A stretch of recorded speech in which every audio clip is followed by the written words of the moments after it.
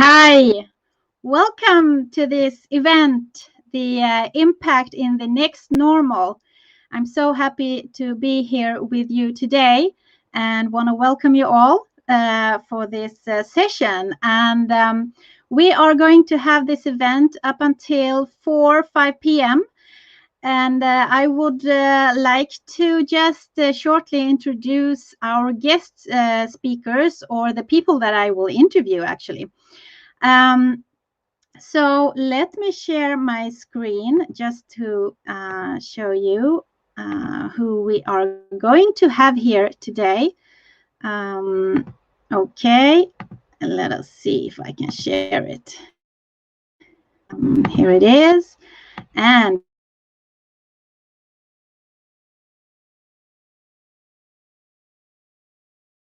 we have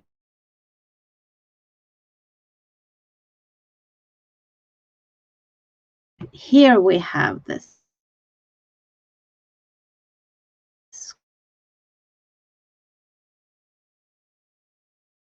screen.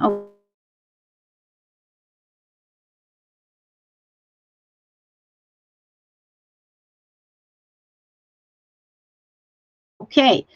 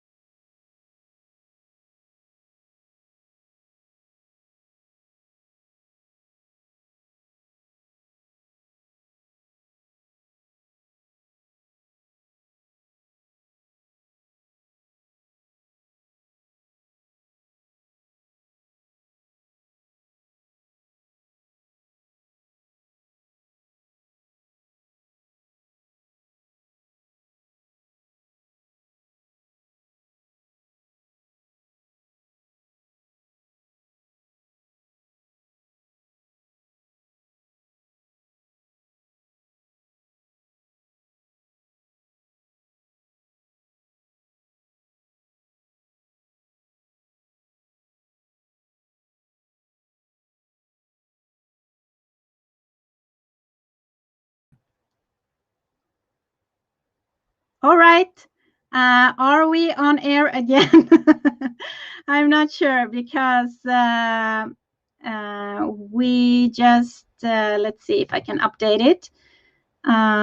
Yes, connection is unstable. Okay. Hello, Maria. I also have problems seeing hearing.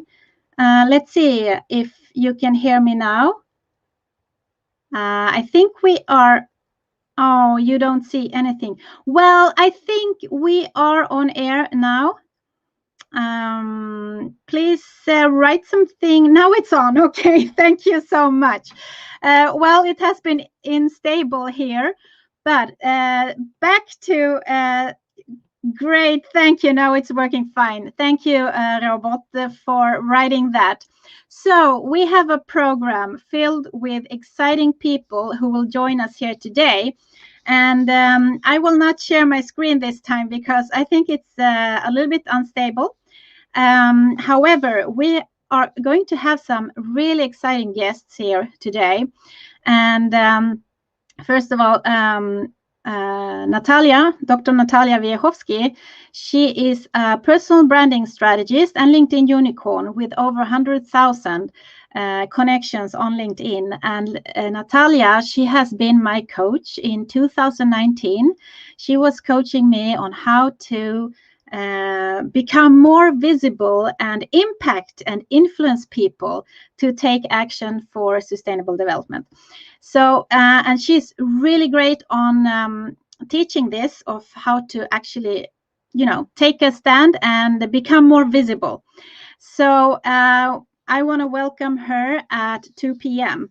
And before that, we have Morgan Meinen. She will also share about her journey in the textile industry, and especially the pilot case that she did during taking on the course, the certification course, Business for SDGs. She applied her knowledge to Fjällräven, and we will talk about her pilot case. And that will be so exciting. She was one of my best top students, so you really want to listen to her and her insights. And then we have Anna Landeboy. She's one of the founders to the company called the Tardigrades. And together with her colleague, they are taking companies from word to action when it comes to sustainability. And I want to really find out how is that journey going, and what are they doing to transform the companies from words to action. And then we have Helena Tinnert. She will be on at, 3 p.m. Helena is, I have known her for many, many years. She has been a former colleague. She has also been one of the first course participants for the certification course Business for SDGs, and she's the head coach at What is Common Ground right now for the programs that we run. And she's also a truly close friend to me. She will share her journey of being an impact leader, and she will share her beliefs in the expression Ubuntu, which is I am because you are. And that's so exciting to hear more about that. So stay tuned and listen to this bright ladies, because we only have ladies today, but next time we will have men also. Well, let's see who is here. I can see that Maria Adelsköld, you are here. Welcome. And I see Henry, you are also here. Victoria, Robert, welcome. And we have other as well. So please write in the chat where you're from, and also share a little bit about yourself. This is also an opportunity for you to network and grow your network, your professional network here on LinkedIn. And during our session, you are also being able to ask questions. So write your questions in the comments field, and I will pick them up, and we will talk about it during the interview with our guests. So I will try to share my screen again. Hopefully it's not going all totally black, because I want to share some insights and trends about the next normal. So let's see if I can share my screen. Let's see if you can see it. Okay, Dela. And we have here. Can you see my screen?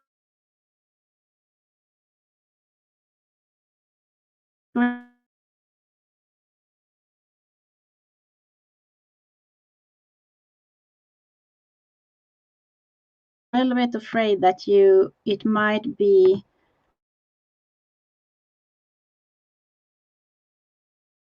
stable.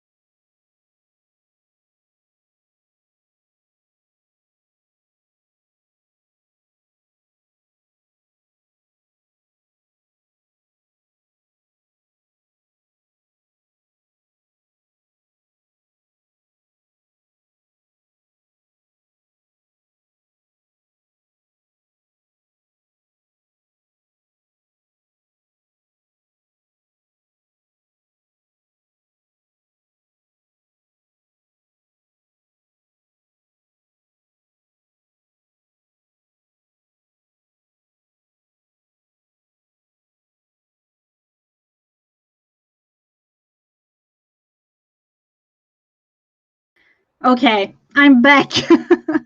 Well, it didn't work to share the PowerPoint, so let's not do that.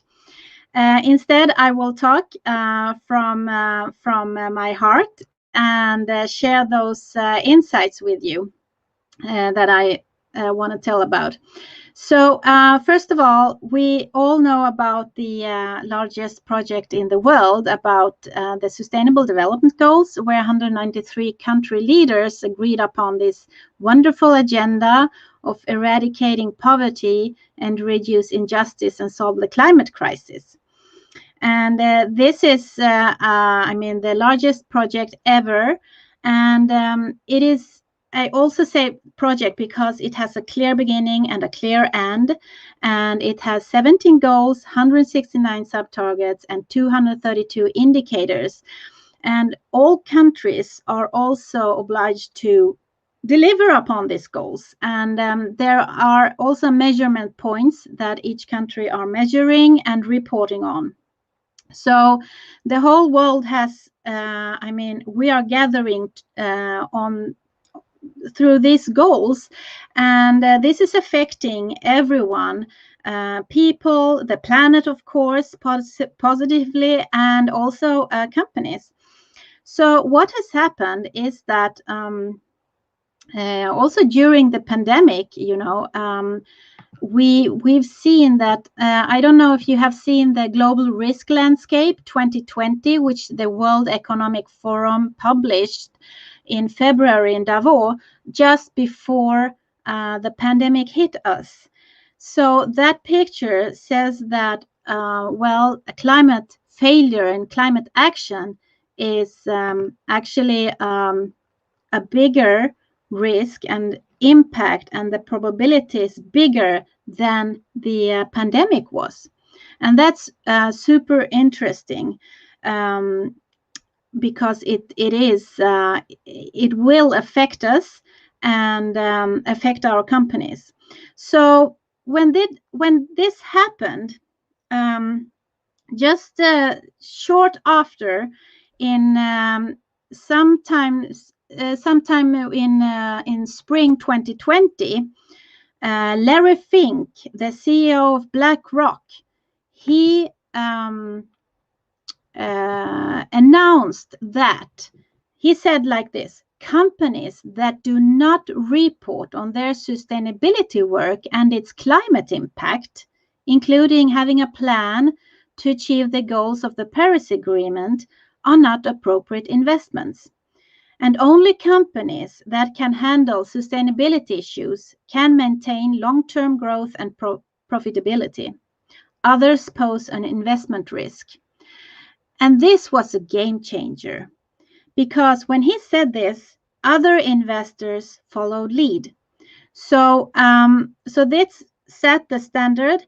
And what happened is that banks, investors, but also funds were taking a look at, are companies actually taking action towards environmental issues and sustainability? And are companies doing it properly? Because there was this question arising then about greenwashing, that companies, well, they are cherry picking the great stuff from the Agenda 2030 and the Sustainable Development Goals, but they are not working with the risks and reducing the risks. So this led to action from the investors from banks and other investors, to really take a look at companies and do a due diligence about them, to see if they are really taking any action towards these risks. So this was like in 2020, early 2020. And during this period of time, there has happened a lot of things within the sustainability world. And one of the things is that ISO 26000, which is a sustainability standard and has been here for like 10 years, were suddenly a standard that was really interesting to look at. And in Sweden, We have made work with that standard for about 2 years work to make the standard to make it able to verify companies' sustainability work. So how does this work then? Well, first of all, there is a self-declaration part in the ISO 26000 that companies can declare their work, sustainability work, and they can use that declaration format, that's about 50 questions. They can use it as their sustainability report. And they have a possibility also to verify it by a third party. And this makes it really interesting because when you verify something from a third party, there's a high quality and you can ensure that what the company is saying, that they are being truthful. And you can use this sustainability report in your procurement procedures, for example, in public procurement and in private procurement. Yes, I see that I have some comments here and I just want to read it out loud. So Maria, welcome. Hello, everyone. I am taking the course. Yes, you are the Business for SDGs Change Leader right now and would love to hook up with new colleagues on LinkedIn. I'm a copywriter journalist and want to help companies kickstart and communicate. Great. So once again, I will want to encourage you to do that, to connect with one another and grow your network within this field. And then we have another comment that at UNGA 76, which is the UN with all its side, sorry, I have it here, with all its side events is about to begin and due diligence from the private sector is a very important topic. Yes, thank you for sharing that. Okay, and someone is saying good morning. Good morning, it's 4 a.m. in Riverside, California. Well, that's really early. So here we have like soon 1:30 p.m. Okay, so let's move on. So this General Assembly, thank you for clarifying that. So this standard, the ISO 26000, is a really important standard for companies and organizations if they want to prove their statements about their sustainability work. So this has started like a snowball, is as we say here in Sweden, a snowball effect of companies wanting to do this and to verify their self-declaration. So that was like an introduction to the next normal. So the next normal is, I think that will be very much about being transparent and trustworthy also about your company, what you're doing and why you're doing and how you're making an impact on the environment, for example, and sustainability and also the social aspects. So I'm sorry that I cannot share my slides. I think it's too much instability here on LinkedIn right now. So if you want to have my slides, I can send it to you. So just write it in the chat and I will share it. So I would like to, we are a little bit before our schedule, but I would still like to invite Morgan if you want to join me. So let me just tell you a little bit about Morgan. She is one of the students taking on the certification course Business for SDGs, and she is just done with her program and the certification. And Morgan was and still is one of our top students. She's done a great work with her pilot case at Fjällräven. So let me introduce Morgan, and let's see if we can have you here. Hello, Morgan. How are Hi, you? Eva. Hi, everyone. Can you hear me well? Yes, Yeah, okay, we good. great. So it's really wonderful to see you here. And well, Morgan, you have had quite a journey, and well, tell us a little bit about your journey. Where did you start? What is your profession, for example, or your background? So I'm French, as you can hear from my name and my accent.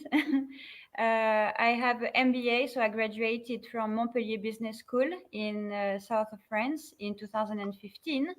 And I always had a passion for sustainability since I was a teenager. So my goal, my mission in life has always been to bring the sustainability into the corporate world.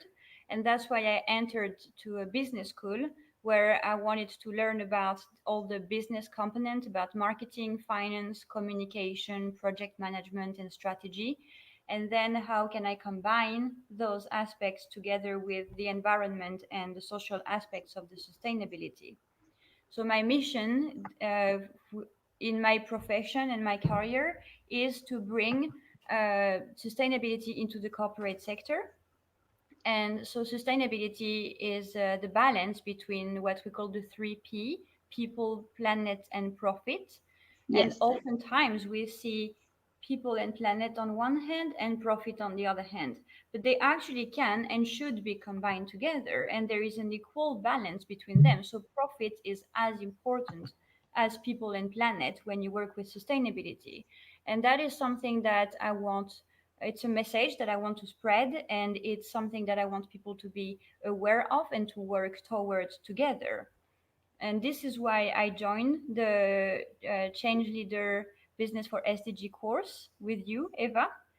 Yeah. Um, because I wanted to learn how the SDGs, when we started talking about it a few years ago, they were really much focused on municipalities and non for profit organizations, and really a little bit more political. But there has been a strong interest for businesses and companies to work together towards Yeah. the SDGs to help and contribute reaching the goals.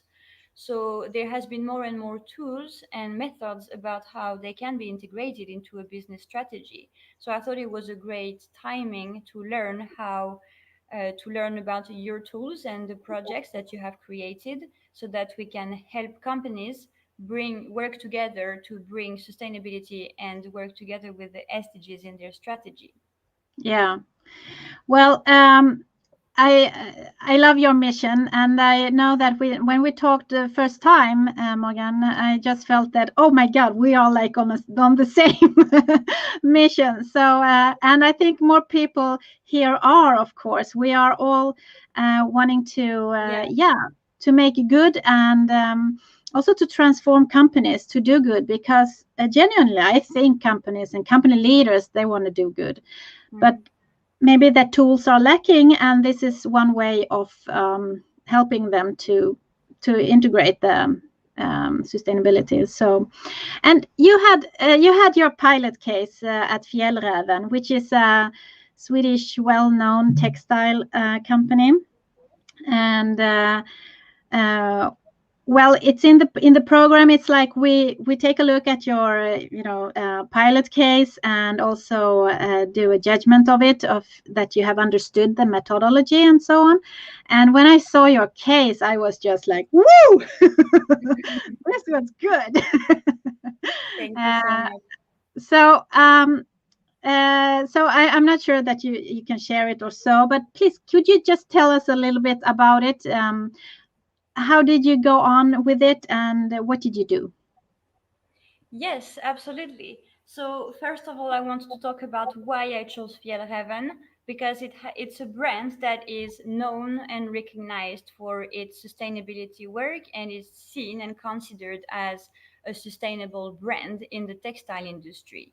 So Yeah, it's very popular. Everyone knows about the basic bag yeah. actually, which has been on for so many years and everyone has it at home. I have to ask you, did you know about the brand before you came to Sweden, or did you learn about the brand here? No, I didn't know it was Swedish, but I knew about the Ah, brand. Yeah. okay. I didn't know it was Swedish, but Yeah. I had seen those bags before. So Mm, maybe I didn't know about all the products and what they were doing, but I could recognize the bags for sure. okay. Mm, So they have been exporting and growing worldwide in Europe and in the US and in other continents as well in the past few years. So yeah. they are an international brand. People don't always know that it's Swedish, but they know that they are a sustainable brand and that they are very mindful about the environment. So their mission is actually to be able to enjoy nature and respect nature at the same time. Yeah. And so that is why I chose the case, because I thought it's very interesting to see that this brand has historically always had these values and this mission of enjoying and protecting nature at the same time.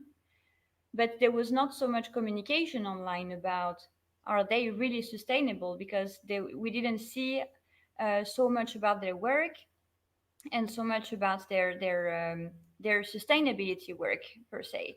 So I wanted to dig deeper into it, and I contacted Christiane, who is the head of sustainability for the group, and I had a really good connection. And I noticed that Fjellhaven as a brand and as a company was very keen and very committed to sustainability.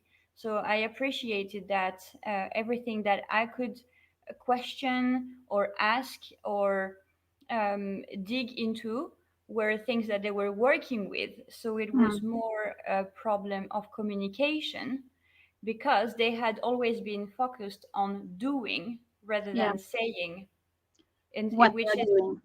exactly. So it's a really good approach in terms of result of Mm, environmental impact, because they are taking actions for real, and this is the opposite of greenwashing actually.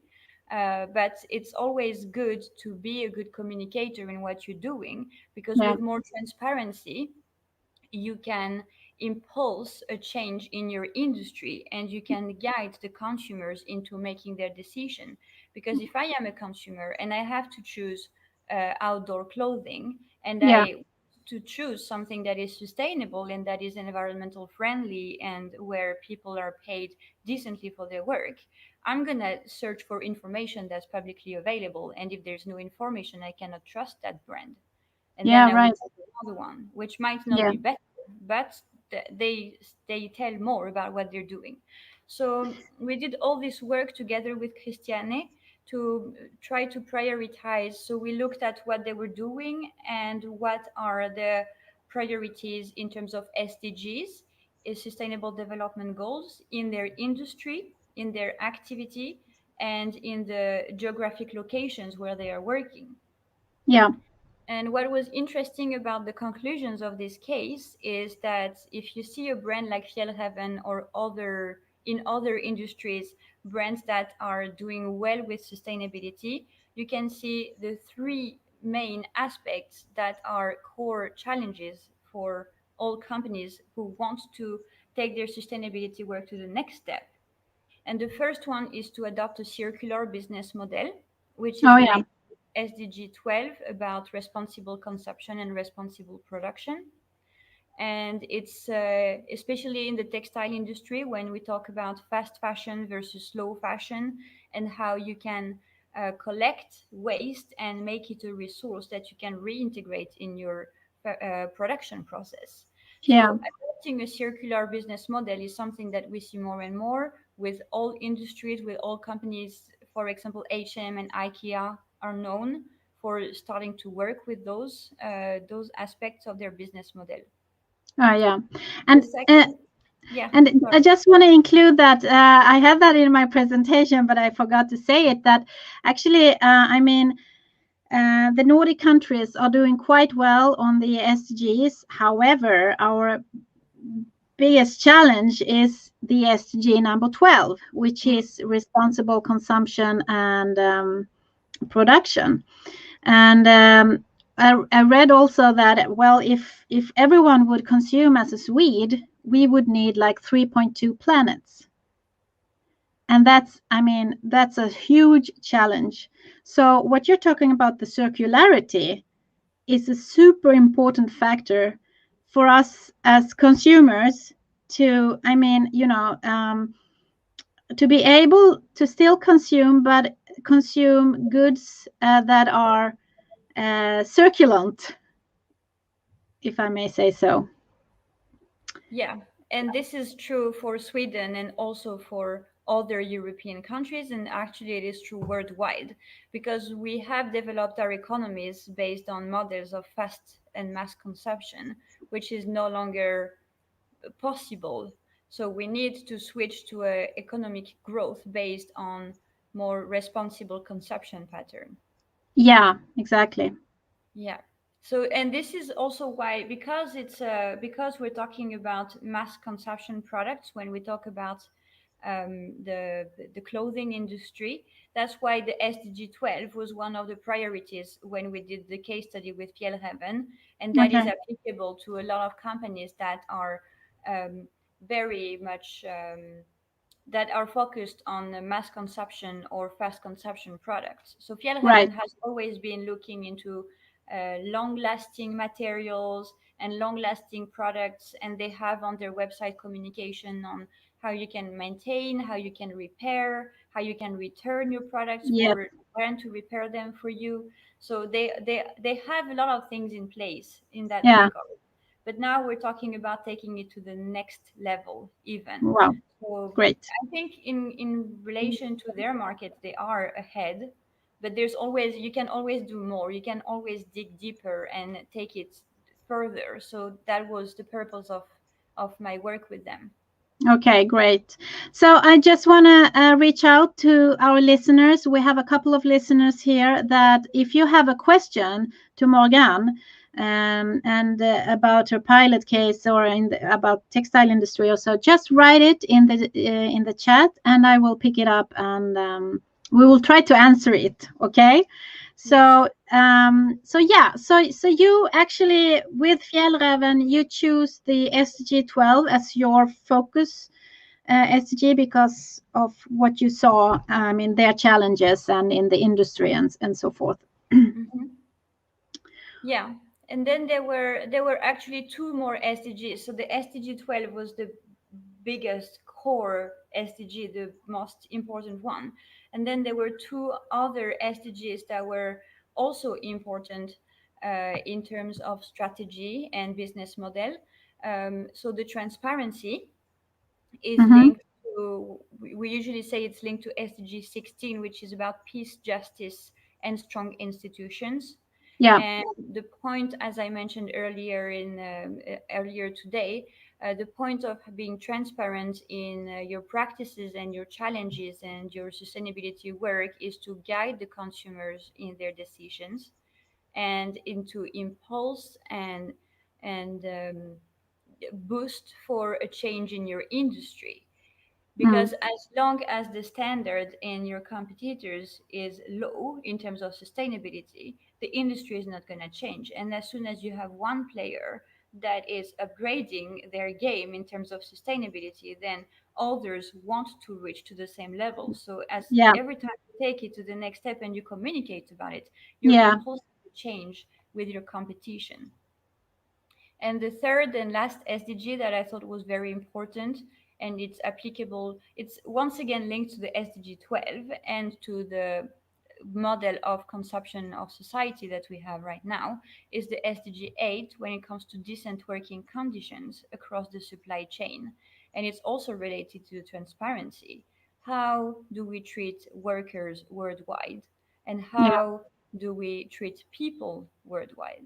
How do Okay. we work to provide them with decent working conditions, decent living conditions for Yeah. the work they're providing for us to be able to have the lifestyle that we have. Mm. So all these aspects are part of the Fjellhaven brand and strategy and sustainability work. So once again, I Great. want to say that I mostly help them finding the spots that they can dig deeper into and take their work to the next Yeah. level. All right, Morgan, we have a question here from Maria. Mm. Yeah. She says that, well, let me just take this back here. Morgan talked about the three core challenges where adopt circular business model. What was the other two? Because she lost her connection. Could you please repeat the other two that you Yes. mentioned? Yeah, so that's the three SDGs I was talking about. So the first one is circular business model with SDG 12, responsible consumption and production. The second one is transparency with SDG 16, peace, justice, and strong institutions. And the third one is decent working conditions across the supply chain with Yeah, SDG 8, decent working condition and economic growth. yeah, good. So that frames this company because each company is, well, they are different and Yeah, have different challenges. So yeah, so it's important yeah. to really take a look at it. And Yeah, I think this applies for a company in this industry working in this geographical area and mhm, that already has the basic requirements in terms of sustainability integrated into their business strategy. yeah, great. Well, I often get the question, could you say in in the textile industry, which SDGs would be the correct ones? Well, It and depends. it depends. Yeah, I absolutely I Yeah, agree, and that is why that's another advantage of the course actually, because we learn how to build a case for a specific company. So you need to study the company itself, the industry, the location, the environment, the regulations that apply, the size of the company, the location of the employees. So it is so many factors yeah, that enter into play, and that is why it's not about you. Everyone is talking about having one simplified framework that applies for everything, but there is not a simple answer. There is not one yeah. single solution. No, You have to look into your own situation and make a deep analysis of your own situation to yeah. prioritize depending on your own situation. Exactly. And just a curiosity, I also get the question, people are asking me, how long Mhm. did this pilot case take for you to do? Because you actually, I mean, as I said, you are one of the top best students that I have seen. And well, I'm also curious because how long did it take for you to do it? Well, in terms of days or working hours, because it's two different things, right? I spent Yeah, 6 weeks on the case, I think 6 to 8 weeks, maybe 2 months yeah, on the course. on the Yeah, course, and to do some research and digging and yeah, interview and so on. yeah, So I think it was eight 8 weeks in total to complete the course, and the actual case study, it's really difficult to say. I would say in terms of working hours, maybe I spent the equivalent of 5 full working days, more or yeah, less, yeah, here and there, because it's like yeah. take some information and you need to let it breathe, you need to process it and take Yeah. these steps, and then maybe you have some idea, but it's not so perfect, you just Mhm. it's a consulting assignment is always like that. You need a space to breathe and process all the information to Mm. come up with like a good model or a good recommendation in the end. But Yeah. in working time, I would say 5 full working days. Okay. Great. Okay. Well, again, if you have questions, just put them up in the comments field. We have a LinkedIn user. I cannot see who that is. I'm not sure why, but the person says true. It's important to keep up with the Sustainable Development Goals challenge, which is why it is important for private sector to support our universities. Yeah, right. That was also a good aspect of it. And there's a link here. I'm not sure what, some kind of content. So, yeah, supporting one another, the business and the university and society, the public sector and the private sector, everything merges together. and And and the individual as well. yep, Us as yes, individuals, we can also contribute every day in the choices that we make in our lives. right. And actually, yesterday I got a question about as a consumer, what can we do as consumer to impact the industry? What would be what are your thoughts about that? Well, there's a concept in France. I don't know if it's like I would call it in the literal translation in English would be consume action, Yeah. from consumption and action. And it's about the whole idea is that if a product is not demanded, it is not going to be sold. Mm, So if you see a product that you think is not sustainable for any reason, I have yeah. a very recent example, going to the supermarket and buying mushrooms from another country when we can produce them locally here in Sweden. Yeah. Why would I choose the one that has been transported and produced in another country when I can buy the one that has been produced nearby? Okay. So, Yeah. by my action of buying the mushroom that is produced in Sweden, I support a local production economy. Yeah. So for me, it's about the choices that you make. Where is your money going? Because the businesses are running until the money is getting in. So if you stop giving your money to certain products and certain brands and certain offers that you can see, then they will stop. They will stop bringing it to you if the market is not interested. Right.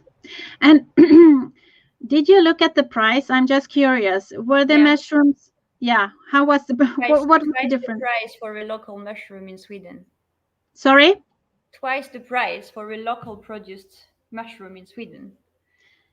So yeah. So And so yeah, why do you think it is like that?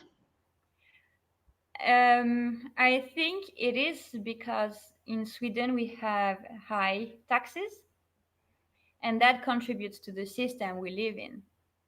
So, because we have a good public service and we have high taxes to provide for education and health and unemployment and all these benefits that we have from the society, all this warranty from the society, then it costs more money. The employment cost is a lot more expensive in Sweden. 1 hour of work labor is a lot more expensive in Sweden than in most countries in the world. So Mm, if you have to pay fairly people for working for picking up the mushrooms and farming the mushrooms, then of course it's the production is going to be much more expensive because the main cost is going to be the labor force. mm, So in my opinion, it's cheaper to produce in countries where people are not as paid and as protected by their government and then transport it than to actually provide decent working condition to the producers. so yeah, and that's a really interesting insight and thoughts. And actually, this was one of the one of the SDGs that you worked with and applied for Fjällräven. Mm, yeah, exactly. And when we talk about decent working conditions, we see for businesses in the short term, they see high costs, and that's Mm-hmm. always an obstacle. So they think that if they have to pay their workers more, it's going to cost them more money. In the short run, this is true. But in the long run, if you treat your employees with like decently, then they are more productive and they are more efficient and they are more committed. So it's proven that in the long run, if you treat your employees right, even if it costs you more money today, it's gonna be worth it in 3, 5, 10 years for the productivity of your business. Mm, yeah. So Morgan, well, I hear that you are a good consumer and you are I'm aware. trying. You're trying. Do you have any more tips, like tips of how to be a more responsible consumer? What can we as consumers do? How can we make an impact as consumers? As consumers, I think it's important to be aware. So once again, with the example of the mushrooms, of course, not everyone can afford the more expensive mushrooms. So it's like never be judgmental to yourself or too harsh with yourself, but always balance the impact, social, environmental, and economic impact of your choice. It's not always easy to get the information. There's a lot of apps and a lot of people working into trying to communicate better and trying to spot greenwashing to guide the consumers. But I think the most important is to try to get the information and make your decision based on the information that you have access to. Yeah. And if any one of you out there listening right now, if you have any good like tips on how to be responsible consumer and making an impact, please share it with the network, because I think it's so important that we also can influence one another to make good choices. Yes, absolutely. And we can always learn from everyone. So we're really happy to hear tips and recommendations from everyone out there who is interested into sustainability. And I want to add that sustainability is everywhere. So for example, when it comes to clothing in Sweden, there are so many great secondhand clothing shops Mm, where you actually contribute to, you give your money to charity or to a responsible non-for-profit organization, and at the yeah, same time you're reusing clothes that somebody doesn't want to wear anymore. And that's a very good example of the balance between people, profit, and planet.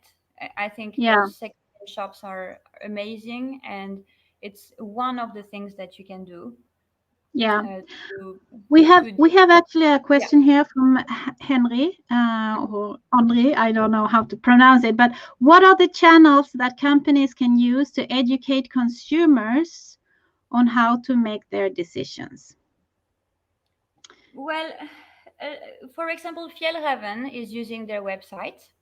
Mm-hmm. So they're very targeting into someone who will buy one product that is going to last a lifetime. So if I buy a jacket from Fjellraven, then I can go to the website and see how to wash it, how to maintain it, how to repair it, how to yeah, how to take care of it so that it will last long. So this is one channel that you can use if you are positioned on this type of market. But once again, it's different for each company, different for each industry. uh, for example, if you're distributor like Coop or ICA, you can have the platforms where the apps where you can scan the barcode and have information about the origin or the CO2 emission equivalent. Or so it, I say it depends on what goods you're talking about, what model consumption you're talking about, and what's your position on the market. There's a platform for everything, but it's like a marketing strategy. You don't have a marketing strategy that's applicable to everyone. You have to No. really depend on who's your target and what's your product and what's your marketing mix. So yeah, Mm, yeah. there are a lot of solutions out there. There's actually a site called Circulent. You can be circulent .se, I think. You can check that out. Okay, there's another question here. Victoria says a good addition to spending responsibly is also to save, invest responsibly. Yeah, Yes. Yes, and there are more and more banks and financial companies that offer this option. So when yeah, you have in Sweden, the ESCO is the very common saving system, saving account mm, for individuals, and there are a lot of companies out there that offer that you choose to have your money invested in fair and responsible and sustainable. They use the word sustainable markets, and you can see the criteria for each brand and each bank. Actually, Mhm. they decide their own criteria, but they always exclude weapon and drugs and sex traffic, human trafficking. All these very very controversial areas are always excluded from what is called sustainable investment. Yeah. Great. Thank you, Victoria, for making this also that we are aware of responsible investing, also as private persons and in our pension funds and so on, how to invest.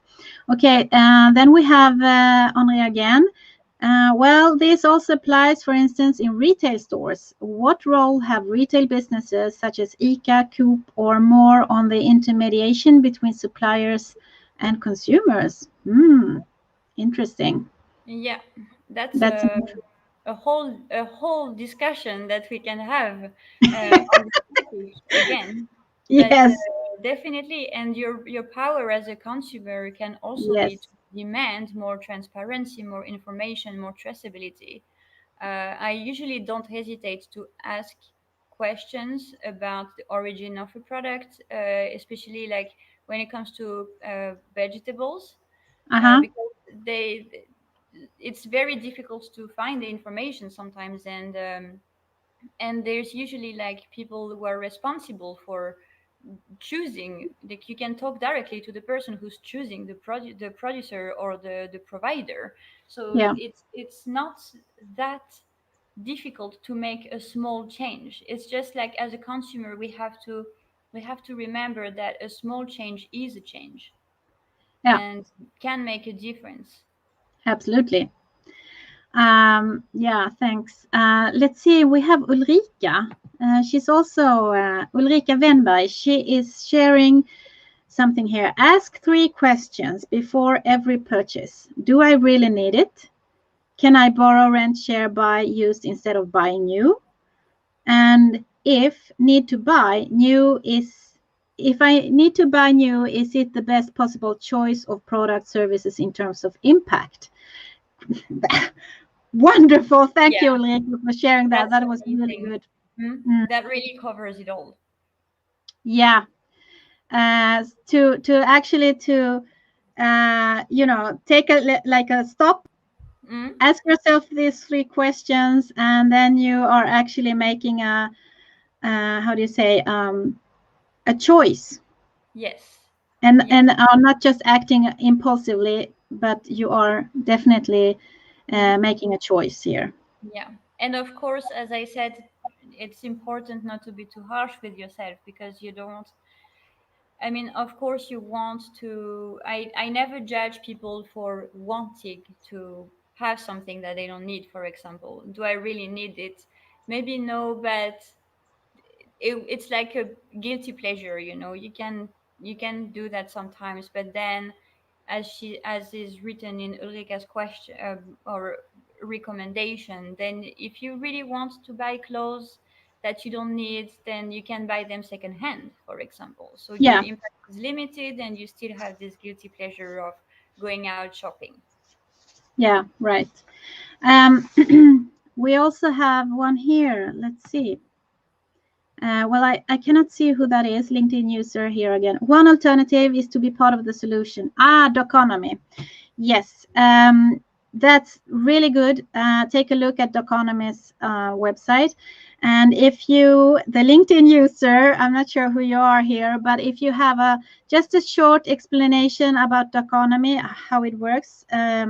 I know it's a card. How do you say that? When you buy, but I'm not sure how it works. Coupon. So, sorry. Is it a coupon? No. I think it's like a bank card, but it's Mm. registering um, the carbon dioxide footprint. Okay. But I'm not sure. So I need to have the economy to write something really short about that product because it's super interesting.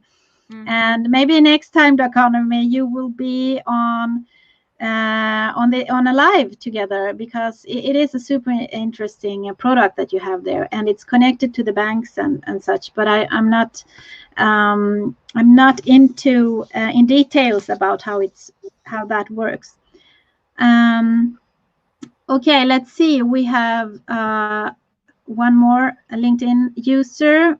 I don't know why it's not appearing the names, but okay. So getting our students and young professionals involved. Yes, important to learn mapping and spatial analysis. Okay, so here's a link as well. So people out there, take a look at these links, because there are good suggestions on what you can do, and how you can make an impact on society and being a responsible consumer. Yeah, there's so And many links I want to check right now, actually. I will save them all for yeah, later. yes. So let's see. We have he commented, the LinkedIn user is Sven Erik. That's strange. Yeah, that's correct. The tracking carbon footprint on all transactions. That's the Doconomy card. Mhm. Okay, and last but not least here, Maria again. Apart from when consuming goods and services, I also try to make the more sustainable choice when it comes to choosing who to vote for, work for, invest in, etc. Mhm. Yeah. That's And great. more and more people are conscious about that they can choose who to work for, Yeah, and they're more and more demanding in terms of responsibility and sustainability from their employer. And yeah, when you talk about the advantages of being a leader in sustainability in your industry, yeah, one of the main advantages is employee retention. yeah, If your employees see you as a responsible and trusted brand, then they will be proud of working for you, and they will commit to your brand and to your business, and they will stay and be more productive. yeah. Well, Morgan, thank you so much for Thank being you. here on this event and sharing your insights and best practices and your work with Fjällräven, which was your pilot case. And I really enjoyed having you as a student. And now we are also starting to collaborate more and more. So I'm so happy to follow you and to see your work. Thank Thanks again for sharing. And guys out there, if you have any more questions to Morgan, just continue to write them in the chat and connect with Morgan and Yes, you follow can her. connect with me directly. And I just want to add that for those of you who are interested, I will hold a free webinar next week on Tuesday at 4 o'clock. It will be Woo! about the corporate culture for efficiency. So, how you can use the corporate culture as a tool to make your teams more efficient. And I always use sustainability as a base in all my work. So, I talk about finance and marketing and HR and corporate culture, but always from a sustainability perspective. So Hmm. you're welcome to join, and you're welcome to listen and to ask all your questions next Tuesday as well. Great. You can write that in the chat, Morgan. Yes, Share I that will share. with us. I will share the link to the event. Okay. Thank you so much. Yeah. Thank you for Thank being you, here. Eva. Thank you for having Thanks. me. Bye. Okay. So thank you for all those great questions that you had. And now we are continuing with the event. And I would like, before we greet Natalia, I would like to just mention really short that Dr. Natalia Wiechowski, she is a personal branding strategist and also LinkedIn unicorn with more than 100,000 connections on LinkedIn. And she's done a quite journey, and she's one of the most, I mean, for me, the most admired people. I admire her so much because she is so professional but yet so authentic. And she's a great person, and she has been my coach. I think it was in 2019, if I remember it correctly, that I gave her a call and just said that I want some help become more visible because I want to do impact the world. So let us see if we can have Natalia here. Here you are. You make me blush. Oh, so happy to reconnect with you, Eva. How are you? Oh, I'm fine, thank you. I'm so happy that you are here. And well, we've been following each other. I think it was in 2019, right? I If think I, so as well. Yeah. yeah. And I mean, And look at how far well, you've come, how far I've come. I'm at least as much of a fan of you as you are of me. Because the Eva that I met back then and the Eva that I see right now, I'm like, gosh, she's amazing. But whenever I meet younger ladies or girls, and I'm like, you want to see a queen who knows her stuff in business and in life? Look at her. And no, she's not American, because I always see this, yeah, but the North American, blah, blah, blah. I'm like, no, she's Swedish and she yeah. understood it as well. No more lame excuses. Well, yeah, and because when I contacted you, it was about making an impact. I wanted to make an impact and influence people to take action for sustainability, to create a better world. And I thought that I really need to do this, become more visible, but I didn't know how. And most of all, I don't think I dared to do it. Yes. But I entered your group coaching program, and then you taught us, and you not just taught us, but you encouraged us to step out of our comfort zones and actually do things that we had never ever done before. So and the reason why I'm also inviting you to this program is because working with as a professional, I've realized that you need to work on your personal brand, right? Do you agree? Or what? Absolutely. Yeah. I'm Yeah. fully with you. Yeah. And then you have you have a recipe for this, I know, that you have in your big group coaching program. But would you like to share some tips, or how can people, like professionals working within the sustainability area, become these visible persons that do some kind of impact and influence people? What are your best tips? Well, what always makes me a little bit angry or sad is that there's so many people out there who just want to make money, or who just want to get more followers, or just want to have more visibility, and what they sell, their products or services, are meh or mediocre. And then on the other side, there are people who are really interested in sustainability, in making a difference, in having a positive impact. And for some bizarre reason, this second group way too often tends to be a little bit shy, or shy away from marketing, or doesn't want to talk about who they are and what they have to offer. Now, here's the harsh truth / reality check. We all have a personal brand, if you like it or not. And when you don't clearly communicate who you are, what kind of problems you solve, for whom, while people should work with you, choose you, how you're going to make a positive difference in the world, how on earth do you want to move your movement forward? How do you want to encourage more people? How do you want to turn this into a social wave if you don't connect with other people? So that's why we absolutely have to do this. And yes, it's scary in the beginning, but first of all, understanding your why. I mean, that's what everybody preaches, right? Understand your why. And it almost sounds cliche. But if you really do the digging work and see the bigger benefit of becoming more visible. So it's not, I want to have more fame, I want to have more followers. This is not what it's all about. It's about you sharing your story, talk about your values, how you produce, how you source, what is close to your heart. And you do that to inspire others and to help others to, do the same. When you have this is the beginning point of a great personal brand. So it starts from the inside out. Yeah. And and I've seen your journey as well, because you have also transformed during these years to and become more authentic about yourself as well, and that's so inspiring.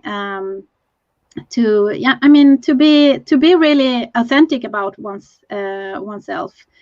Um, so how do you? What would you say? How do people? How could they overcome their scariness or their I know how I did, but what do you see? What are your? Do you have any examples of that? I believe that we are all scared. That's Yeah. the first thing. Nobody's perfect. We all have certain flaws, or we all have certain fears. So understanding that makes life and your career and everything that you do so much easier. Mm. Nobody has it all figured out. If you make that your new reality or baseline, again, things will become so much easier. And then reflecting on what's the most terrible thing that could happen. Literally take a piece of paper and a pen and write down the most terrible thing that could happen. What is Mm. it? Is it that people walk out on the street saying ha ha ha ha, he is so stupid? Or is it that you're going to lose your job, and then what? Then you cannot pay for your house, and then what? I don't know, my wife or my husband will leave me. And then what? Yeah, I'm going to have to live on the street. And then what? I'm going to die from hunger. And then what? I'm dead. Okay, cool. So the worst thing that could happen is that you die. Now we Yeah. got this out of the way. Fantastic. How Yeah. realistic is that? Yeah. By Yeah. publishing an article on LinkedIn, how high is the likelihood that you're going to die? Mm. Mm. So it's really about understanding the narrative that we have here, that little judging voice, is there to protect us, and it has helped us for thousands and thousands of years. Fantastic. Mm. Mm. And very often, this is the biggest enemy that we have within ourselves, because it's talking and judging all the time. Yeah. And I mean, look at other people. Look at the individuals that inspire you. Read their books, watch their online courses, check out their TED Talks, whatever it is. Mm. All of these genius or great and inspiring people, they leave clues. And Mm. whenever they share their story, they all say the same. I was at the turning point where I was super scared. I was about to lose it all. I was doubting myself. They took the leap of faith. It is a leap of faith. No, you don't have angel wings. There's no unicorn that takes you from A to B. It is a Yeah. jump you need to make, that total sense of surrendering.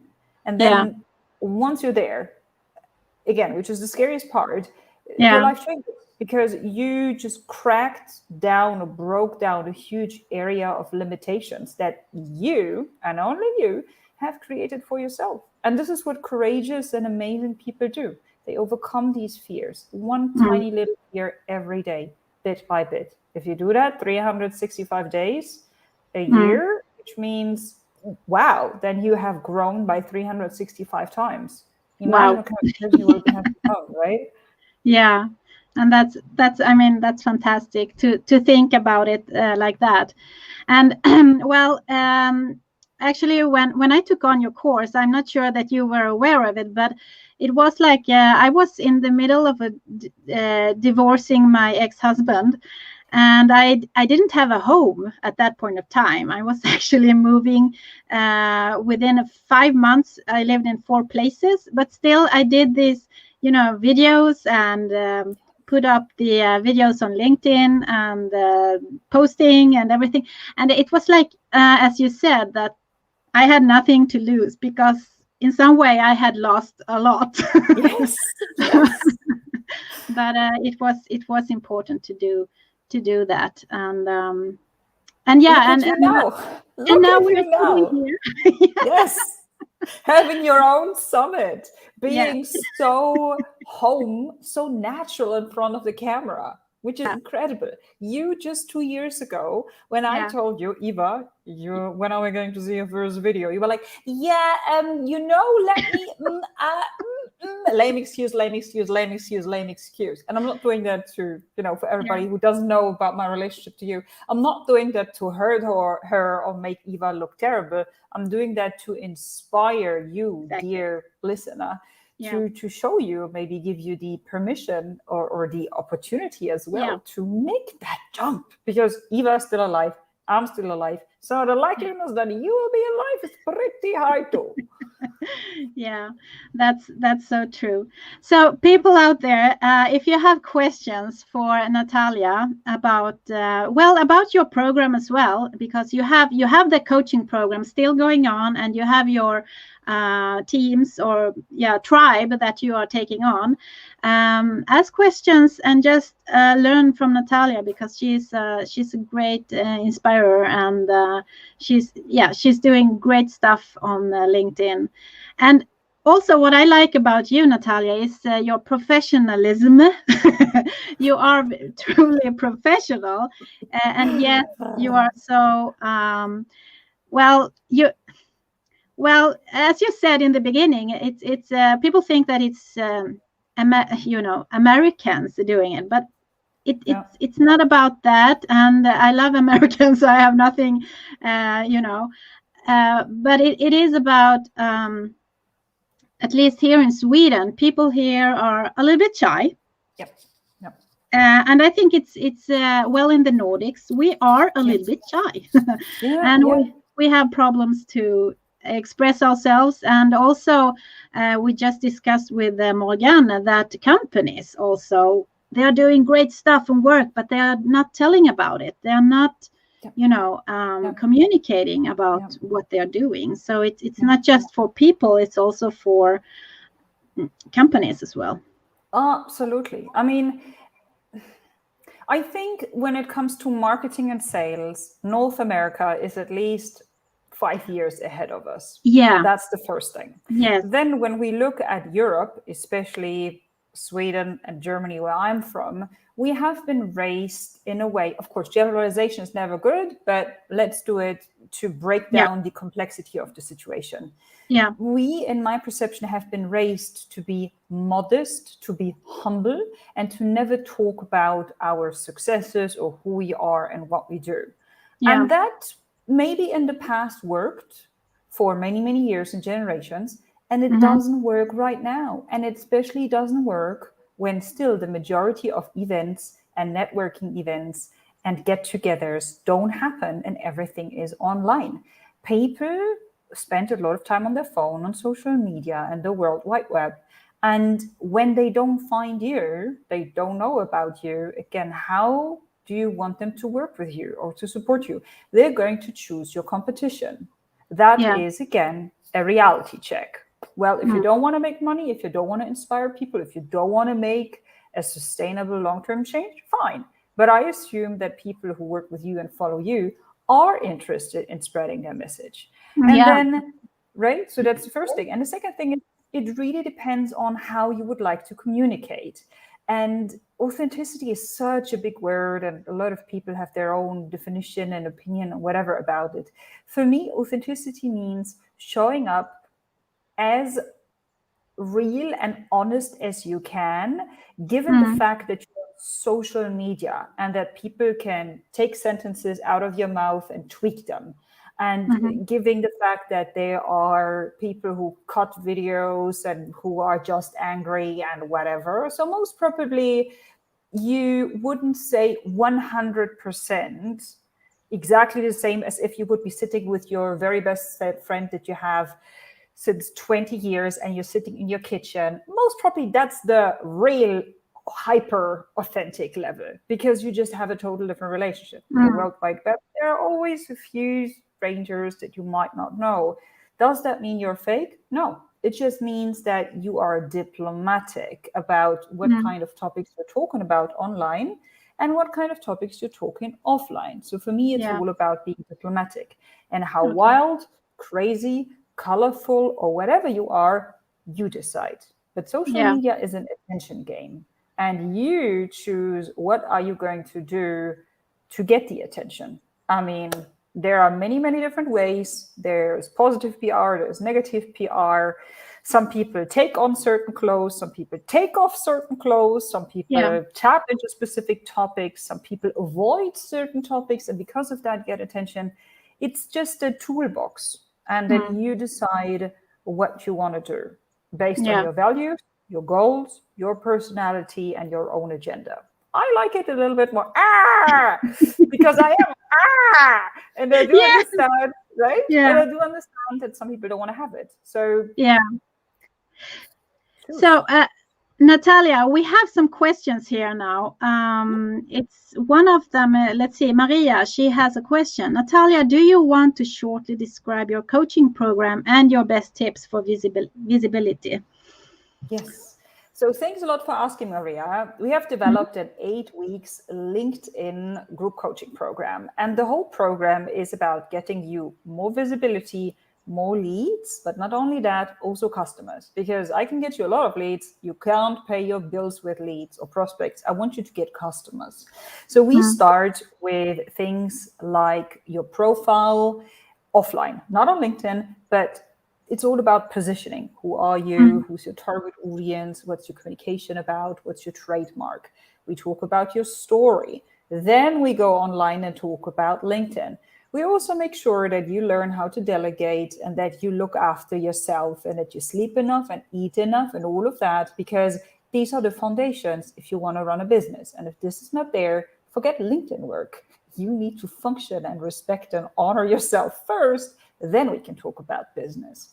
Once we are on LinkedIn and we've optimized your profile, we can talk about things like strategic network expansion. We can talk about content creation. We can talk about free public relations, more visibility. We can talk about lead generation. These are all of the aspects that we address, and it's step by step, bit by bit. So every week, a new topic, a new module, a new chapter. And the best tip for visibility is to turn into a content creator. Way too many individuals I know, they want to be a thought leader or they want to be seen, but they never post any kind of content. They just consume Right. content. And that's Yeah. a problem, because how do you want me to follow you if you don't lead? If you just consume, you're following. If you're Yeah. posting content, you're creating, you're leading.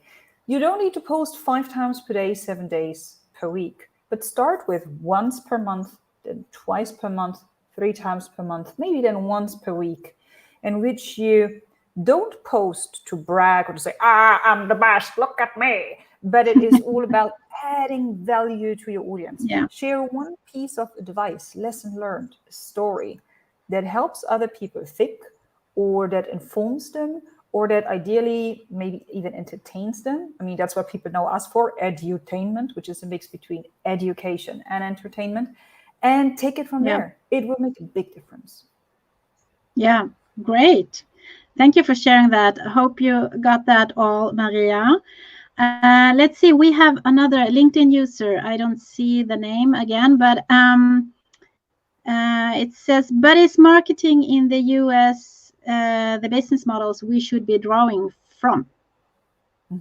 So first of all, I don't believe in shoulds. I think it was Tony Robbins who said, and I hope I don't butcher it, stop shoulding on yourself, which means there are so many different ways how you can market yourself, how you can sell, how you can design your business. I think what a lot of people are not aware of is they think about business and they think about money and they think about sales targets. All good. It all has its place. But for me, what I believe is the more important and, wait for it, sustainable question is, how do I want to live? How do I want my day to look like? How do I want my morning to look like? How much do I want to work? With what kind of people? So instead of thinking business, first break it down into, how do I truly want to experience my day, my weeks, my life? And then based on that, when you have this clarity, find a business model. And again, there are hundreds, most probably thousands of business models out there that allow you to live that lifestyle, maintain that lifestyle, and make a difference. I think this is the most important question, because I've worked with hundreds of people, and money is important to all of them because that's the world that we live in. But what is even more important to them is being healthy, spending time with their family, and having Yeah. enough time to sing, to draw, to dance, to cook, to travel, to whatever. and they don't get blinded by the dollar signs. They like it, they appreciate it, and it's not their main focus. They see money as a tool and their business as, again, a tool to help them live the lifestyle that they want and to achieve the positive impact or to have a footnote on society. And it's just easier when you're successful at what you do. Yeah. Yeah, I totally agree. We have another one here, Ulrika. She says that the new normal, we are talking about the new normal, right, will be even more about the trust economy. Trust economy. For example, personal branding is key, but it has to be authentic. You walk the talk. Yep, Yeah. I fully agree, Ulrika. I mean, live what you preach, because why would I otherwise follow you, or why would I? It just doesn't make sense. I mean, Yeah. I think I heard this advice yesterday. If you look for a good steakhouse, please don't ask a vegetarian for advice. Just makes sense. And you, through every piece of content, through every interview, through every article, through every interaction on Zoom or on Teams or on anywhere, you have the opportunity to help another person, to deeply listen, to ask a question, and to help another person. And if you give your best to come from that level of how can I be of service, how can I be of help, and how can I do that as much as the person that I am, it's a game changer. But guess what? The majority of people are scared. They are super scared of showing their real face because they are influenced by the fear of what will other people think. Or in my age, I should. As a woman, I should. As a person with this title, I should. Oh, shouldn't I drive this car? Shouldn't I wear this kind of handbag?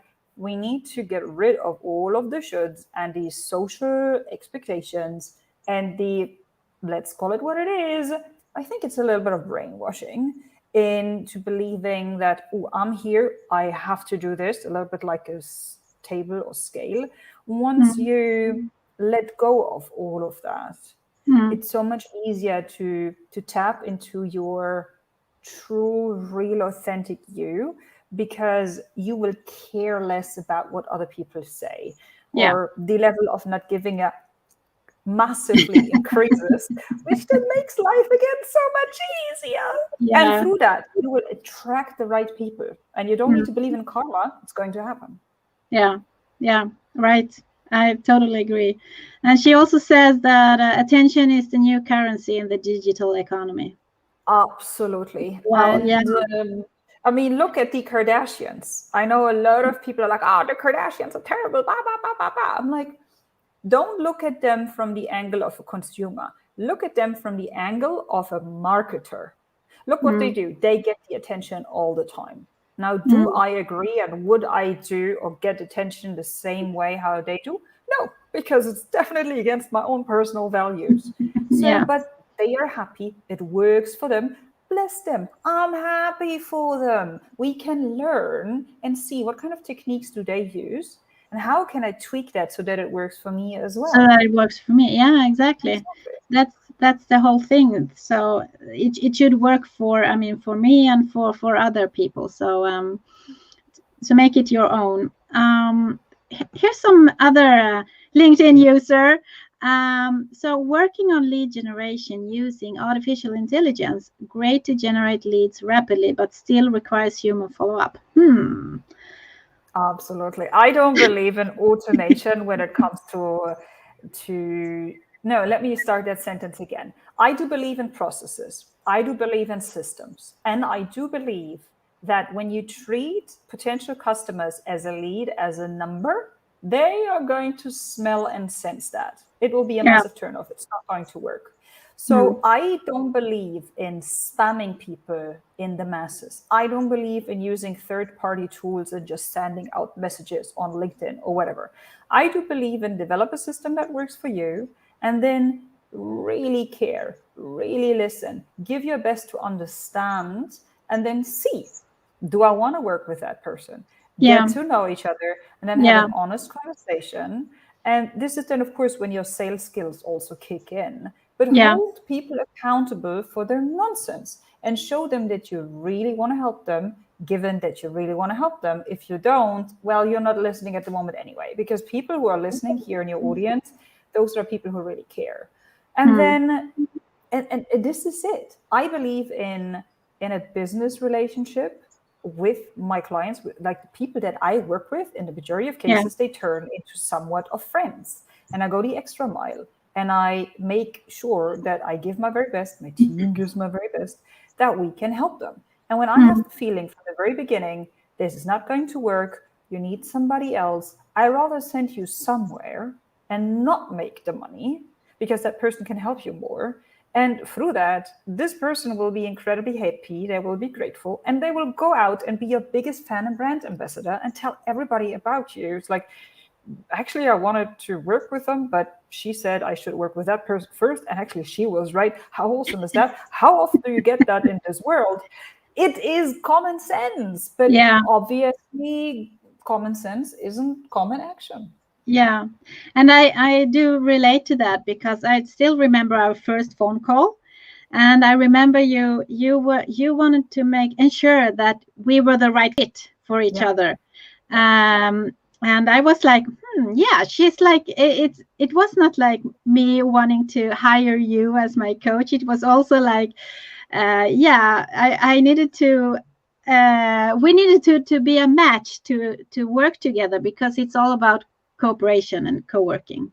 Absolutely. I mean, there are people who say they want to work with a coach or they want to change, but they actually don't implement things. And with all my respect, I've reached a stage in my life Yeah. where I don't need new clients. And I tell everybody, I'm like, listen, I'm Yeah. not looking for another client. I'm looking for another cool success story of a human being who was scared but overcame that fear. And I Yeah. gave everything, like a lion queen or like a wolf mom protecting the pack, to get you there, because I have been through the path, but I need to make sure that you really implement the things. And I can Yeah. sense within the first conversation that I have if people are talkers or if they're actually going to implement it. And if they Yeah. just talk, then I tell them, with all my respect, I don't think it works right now. Please don't take it personally. Let's talk in 3 months, or I highly recommend you work with this person first. Because, I mean, as you said, you came to us and you were going through your divorce. People who sometimes come to us, they go through a traumatic loss. Maybe Yeah. somebody died in their life. Yeah. And I think it's not the right time to go out there and talk about, I don't know what it Yeah. is, sustainability or about eco farming or whatever, when a part of you is still mourning, but you didn't give that part of you enough space to mourn. So I would Yeah. always highly recommend create that space. Give yourself the time to work through that, maybe with a psychologist or a therapist or whatever, and then we can get you out there and fly. Because with all my respect, these people might be crawling at the moment, and I think before flying, we should learn how to stand, and then how to walk, and then how to run, and then how to climb, and then we can fly. And it's not that crawling at the Yeah. moment is something terrible, I judge you or whatever. This is a human experience, and there's space for everything. And sometimes it's not the right time for a specific collaboration or a specific type of work, at least based on my value system. Yeah. Well, I totally agree with you. And that's why I'm so happy to have you and Morgan and Anna and Helena, because I've been working with you and it has been awesome and truly a great experience. So, Natalia, thank you so much for being here with me and with us today. And if you have questions still for Natalia, just please write them in the chat and we will pick them up. And also connect with Natalia and follow her, because she is the greatest on LinkedIn and a professional one with great authenticity. So thank you so much again, Natalia, for being here. And I wish you the best of luck in the future. Likewise. Thank you, Eva, and a great rest of the summit. Yeah, thank you. Bye-bye. Bye. Thanks. Okay, so it's always great to have a chat with Natalia. So check her program out and connect with her. So let's move on now. We will have Anna Landeboy. She will talk about the journey of transformation and opportunities. So Anna is also one of the course participants in the Business for SDGs, and she also recently founded and started the company The Tardigrades together with her colleague. And this is such an exciting journey, and I really want to listen in to her and invite her to this event. So let's see if we have Anna here. Hello, Anna. Oh, it's great to see you. Hi, Eva. How are you? I'm fine, thank you. Hi. And how are you? Well, I'm great. I'm just having a blast with all these wonderful people here on the event. And also, I love the questions that we have in the chat. So please continue to write in the chat, ask questions, write your comments. It's such a,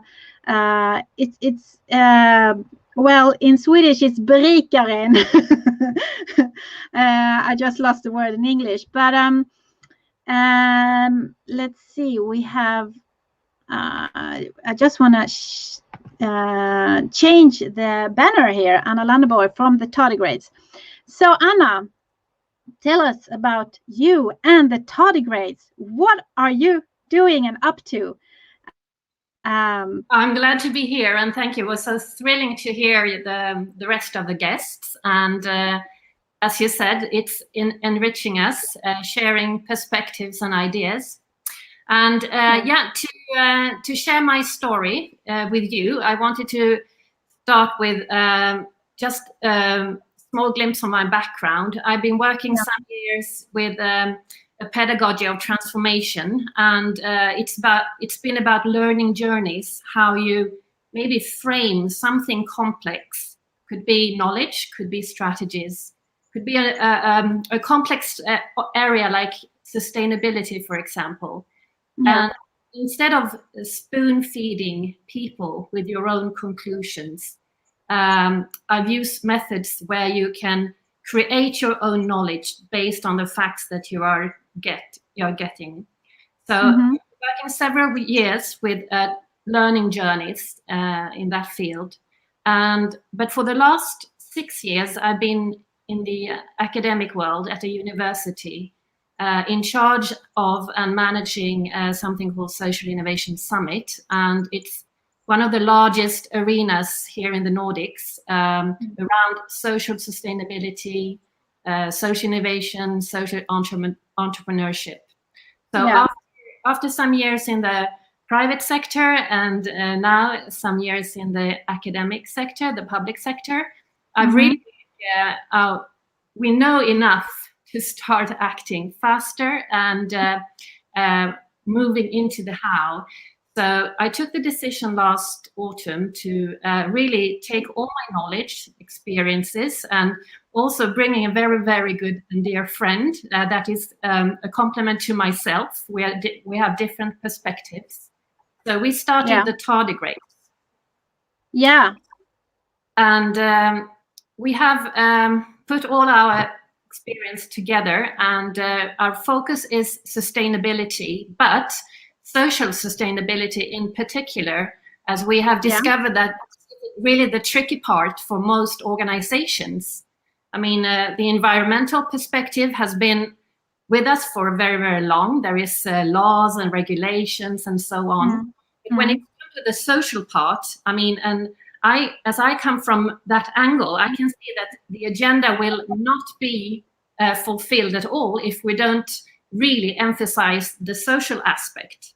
If we can't work together, if we can't, for example, go into partnerships, if we can't include people, if we don't consider human rights, for example, this agenda will not be a reality at all. So this is really my take into this very, very large field. And so me and my colleagues, this is the scope at the Tardigrades. And so we have, sorry. Yeah, sorry, it was a bit of a delay. So when you talk about, and just want to put some words on social sustainability. What could you just give us some kind of examples, some examples of what that could be? Yes, of course. For example, it's always good with very concrete examples. For example, we were working lately with an organization, and they are from offering parking lots or parking spaces. And now they are actually turning into, the offer is mobility services in very different perspectives. I mean, you know how we travel today. You don't need to own a car. You can rent a car. You go by a scooter or a bike, or you're walking, or you're commuting with public transportation. And so this client was really changing their identity, you could say.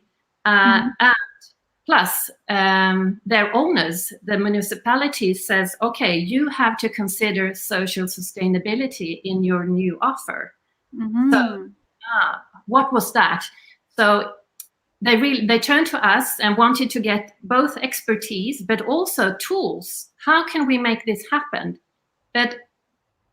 And also discovering that we are already doing a lot of things but we are not talking about it. We're not communicating what we are doing. So first building knowledge, but also see what is relevant in our new identity and how can we frame it and conceptualize it. So I guess it's many steps in that journey. We had just started, but it's a concrete examples, and it could, for example, be in their case working with mobility. I mean, how can you include all citizens when it comes to mobility? If you're an older person, or if you're not able to move yourself, or how can you make safe mobility journeys? So there are so many representatives in the neighborhood actually that they could partner with to strengthen their business, but they didn't know of them before we came. Okay, so there's actually there's a comment here about the partnerships. This is the end of the 6th year of the UN Sustainable Development Goals Challenge. Only 9 years to help countries achieve some hopeful, and hopefully all 17 goals. Partnerships is what it's all about. Thank you, Anna Landenborg. So again, what you're also talking about is including, if I understand you correctly, including the stakeholders and also form partnerships to achieve that challenge that you had about the social aspects. Yeah, I mean, and I totally agree with the comments. So thank you. I mean, I don't know if you have seen the model, with the agenda with the number 17 on top. I mean, nothing will be at all if you don't do it in partnership, in new forms of partnership. And I think partnership is really the tricky part, because we're so much into silos, so much into our sectors.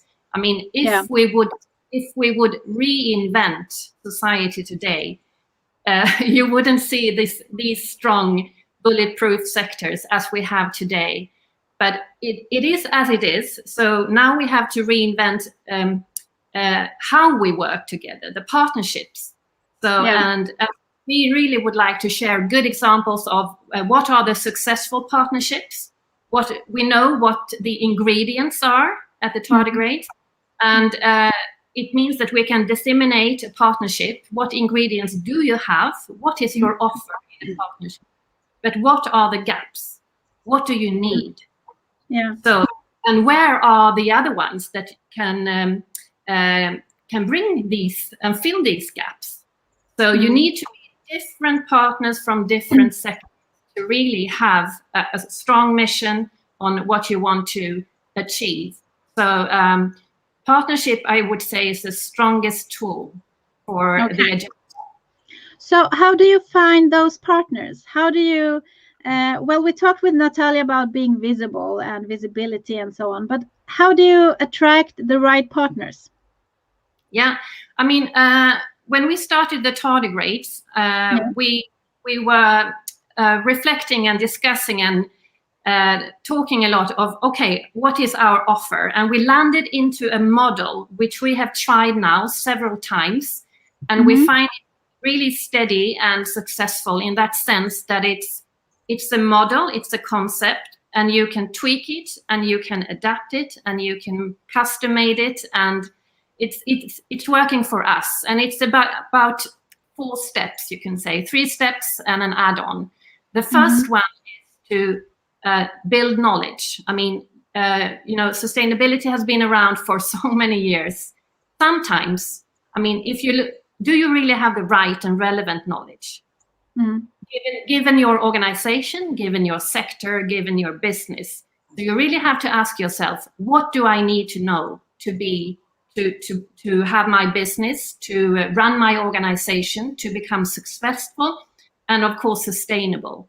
So maybe you need to unlearn some things and relearn some things and learn new things. So that's really the first step, to consider what do you need to know. And it's not easy because there is this much, so much, and we can help the organization to really focus on the right amount of knowledge and what the relevant knowledge. So that's the first step of navigating. Okay. And the next step is to its relevance. Are you relevant tomorrow? Can we revisit our strategy and our goal? Are they relevant for business today, but most of all business tomorrow, for the future? So we have done several strategy dialogues with management teams. So when they build new knowledge, we revisit the strategy, we maybe find and tweak the targets, and we set out maybe a new and revised goal. And you really need to do your homework before you start communicating, before you start doing something, because how else would you know if you're doing the right things? Yeah, right. So you need to have the helicopter perspective. What is going on out there, and how is that relevant for us, our organization, our business? So that was a second step, relevance. And when you have done knowledge, new knowledge, you have built relevance. Now it's time for moving, the transformation. And that is easier said than done. That's, I think, why most of us stay in just digging in the knowledge, because but I think we know enough to get going.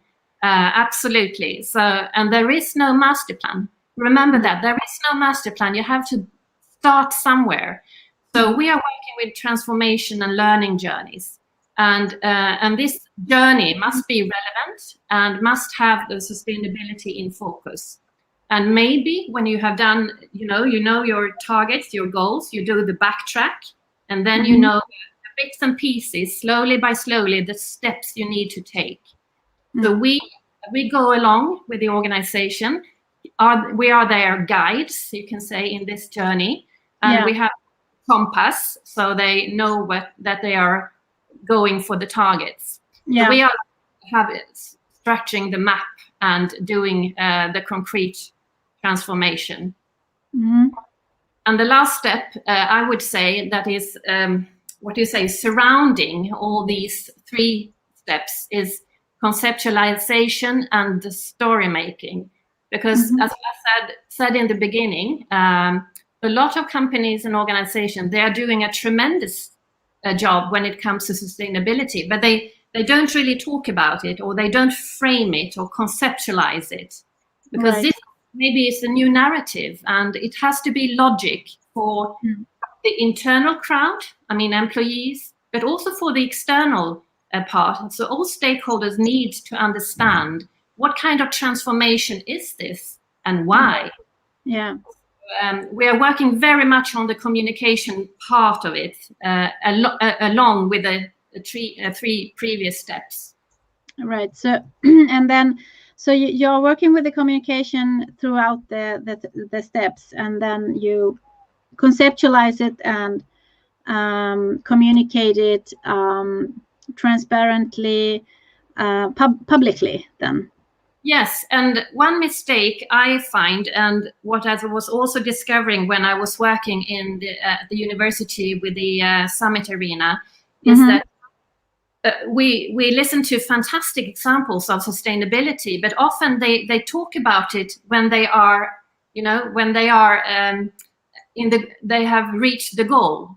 But I think you start talking about it from the beginning. I mean, it's wonderful communication and just talking. We are starting a new journey, or we are facing these problems. Can anyone help us? Or we are looking for someone that we could partner with. I mean, start from the beginning to talk about it and not wait. So that's actually being transparent and authentic about your journey, and communicate it, being visible about it, and then you attract the right people, right? Yeah, you could say that. And I also think that what really moving from the what and going into the how now. The clock is ticking, as the previous speakers said. I mean, we need to do so much more than we are doing when it comes to sustainability, and just start somewhere. You can't eat this big elephant at no, you have to go do bits and pieces and look for examples, and no need to reinventing the wheel. Start talking about it and lower the hurdles and get going. Ask someone for help. Yeah. So and I'm just I admire you and your colleague. What's her name? Maria Collins. Yeah, that you took on your collective knowledge and started this company, the Tardigrades, to actually do make a change or impact companies and help them to and support them in their journey. So that's a big step, and it demands a great courage of you as well to do it. So a question of mine is that how do you because Natalia talked about visibility. So how do you make yourself visible? How do you let people know about yourself or the Tardigrades? Besides of being in this event and summit, what do you do? How do you communicate? But I mean, both me and Maria, we have worked in this field for, well, more than 6 years. So we know a lot of people. We have a very broad network. Yeah. We really know that many of them are struggling with be committed to the agenda. How? Because they think, 17 goals, we need to do all of them. And so they don't know how they move from awareness to action. So that's really important. So we have a lot of contacts, and we work with our network really tight. That's the best marketing, and doing the assignments we have had so far has been very successful. So we are looking forward to continuing those partnerships and those relationships. So network is everything for us. Network is everything for you. And once again, I would like to encourage all the viewers here watching us that you connect with one another and connect with Anna also. And well, storytelling is also, I mean, when you tell your story about how you are moving organizations from words to action, that's very inspiring to listen to. And I think it also encourages organizations to actually start to take action. Yeah, that's an advice for if you're starting a business. I mean, really have a very clear concept or a model, or this is where we start, this is next step, and really make it easy and clear for the customers. We did a really interesting job. We just finished it last week, and I think it's really spot on where the society is today. But because you need to address if you're doing your sustainability report, you have to address human rights. Yeah, right. Telling what you are doing and how you're doing it, and kind of activities and the gaps and how you move on in that process. So we got in touch with a researcher, one of the best really in human rights.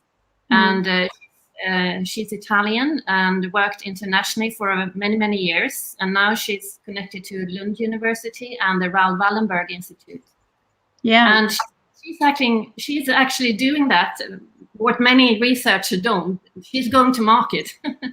She's taking her business or her research, conceptualizing it, commercializing it to both private and public sector. Great. And you can imagine 20 years of research, the amount of... Exactly. Yeah. Well, So she turned to us, and we went through everything, and really, put the really tricky questions, and conceptualized, and really,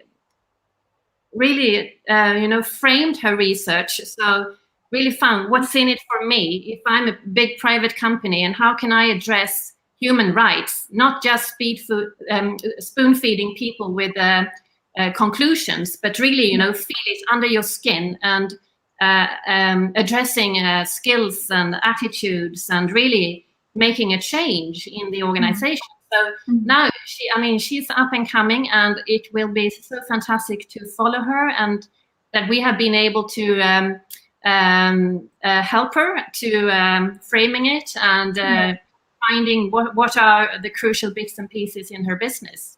Yeah, right. That's a huge help, and as you say, it's she's been researching this for 20 years. Great amount of knowledge to to share with the world. So great. What is the most trickiest part? To start to take action. What is it that you see that is the biggest obstacle? Why don't organizations take action? Because it's because it's difficult. Yeah. I think it's if it would be less talking, we know enough to start. Skip the talking and start doing. It's really taking that crucial step. I think it's really important, and admitting that we don't have the answers. We have to start somewhere. So that's the most important. And really look what others are doing. Get good examples. See the cases. And I think, there were really good tips from what can you as a customer or consumer do. We got really good tips from Morgan, for example. And but I think we need more system change. That is really the divider. That could make the difference. Yeah, exactly. Well, yeah, it was during Morgan's talk about how, as a consumer, you can make an impact and make great choices and responsible choices. The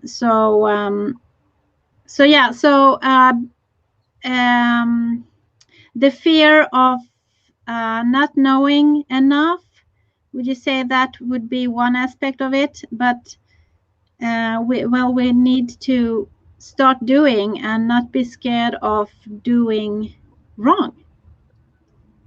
No, but exactly, and I think it's not. Fear of not doing anything or fear of doing the wrong things. It's not an excuse for not doing. But I think it's. I think we have discovered really that the social sustainability part is a tricky one. And maybe that's where the biggest effort is need to be made. So anyone out there that can bring more knowledge and support organization in that area, would be grateful to to connect and work in partnerships. Yeah. So I think that is that would make a difference. Yeah. But and I also urge more municipalities, for example, to open their eyes to social entrepreneurs, for example, that are doing really great business, but also good for the planet. And for example, adjusting or looking over the procurement process to invite more people to be able to bid with their offerings for municipalities. That will make a change. Yeah. It's not easy to be just one customer or consumer and making your voice heard. I mean, No. if you make the good choice, it's not enough. We need bigger steps, and the ones in the system are the ones to take them. I mean, and it can go so fast. For example, now with the green steel, when one really big part decides to have green steel, the rest will come. The rest will come. Yeah. So we need to have courageful leaders out there daring to lead that change and that transformation, to be those role models to follow. So we need brave leaders out there. Yeah, and the leadership is really questioned today. I mean, younger generation, just like, was it Morgan? She said that also. I mean, when a young person chooses an employer today, for example, the mobility organization we work for, they say everyone coming on an interview, they ask, okay, what are you doing on social sustainability? And every single one, and that is really a change in the last couple of years. Yeah. So change is here, and you just have to adapt to it. And as a leader, I mean, any website you visit, it's sustainability. So you have to address it in some ways or the other, and not greenwashing, but really doing real stuff. We are under pressure, and you have to accept that. So yeah. So and that's actually a question for you out there, because well, we are talking about Sweden and maybe the Nordics. So what are your insights from other countries? That would be really interesting just to take part of that as well. If you could write in the chat also, can you see the same trends and influences that we have here in the Nordics? And how can we together help one another, help the countries to achieve the agenda? Because it's all about working together country-wise also. I mean, there are 193 country leaders who agreed on this wonderful agenda 2030. So yeah, I'm just encouraging you to write in the chat if you can see these influences in other countries as well, or other insights that you have. Okay, Anna, thank you so much for being here with me today. And I'm so happy that you founded the tardigrades, because, as you say, it's a challenging field of work that you're in. And I will follow your lead and see, to see what you are going to accomplish and how you're helping companies and so on. So that will be really exciting to follow. And I wish you the best of luck with your work. Thank you very much. Thank you for having me. Thank you, Anna. Okay, let's move on. I can see that my connection is quite bad sometimes. The picture is freezing sometimes, but I hope that you still are enjoying the event. And just ask questions and participate, comment. And I can see, Ulrika, you are quite active. You have just shared some link, and I don't know what that is. Probably something really good. So connect with Ulrika and just read all the stuff that is posted here. We have something else here. Let's see. We had someone is writing, for those working with the SDG 14, life below water, tell your children, students, and young professionals about this contest. Wow, there's a contest. Okay, so tell about this contest to your children and students. It sounds really exciting. Okay, so now we are moving on. It's 3 p.m. now, and we have in my schedule here our next guest is Helena Tinnat. She will talk about business for SDGs change leader in Next Normal. So Helena and we have known each other for quite some time now. I don't know how many years, but Helena has been my former colleague where I worked at Epsilon and OF. And then she took on the course Business for SDGs. She was in the first pilot actually in February 2019. And then she is now head coach for all our certification programs, which is such a wonderful, I just love Helena's ability to coach people.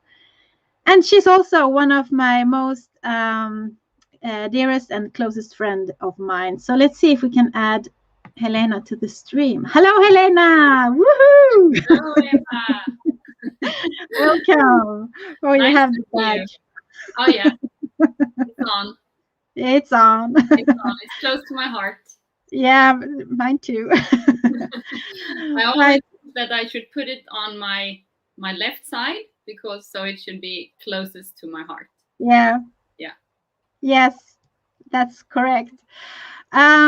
Yeah, wonderful, Helena. Well, we have a long history together, and I think you're also a chemical engineer, if I remember it correctly. No. That's wrong. But you are an engineer, right? I'm actually when I'm in Africa, I that's when I use my engineering title. I'm a mechanical engineer in Mechanical.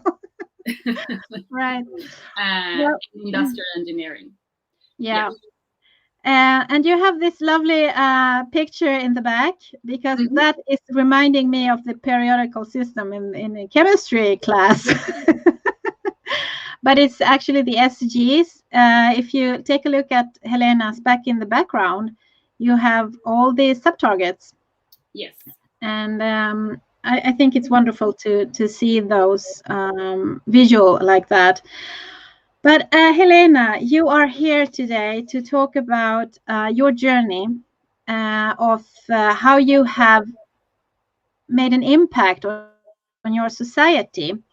You took on the course in Business for SDGs in, I think it was February 2019. And then a lot of things has happened. Yes. And also, I'm so keen on listening into your beliefs in Ubuntu. And what that is, and so yeah, the stage is yours. Tell us about your journey a little bit, about how have you made an impact in your society where you're at.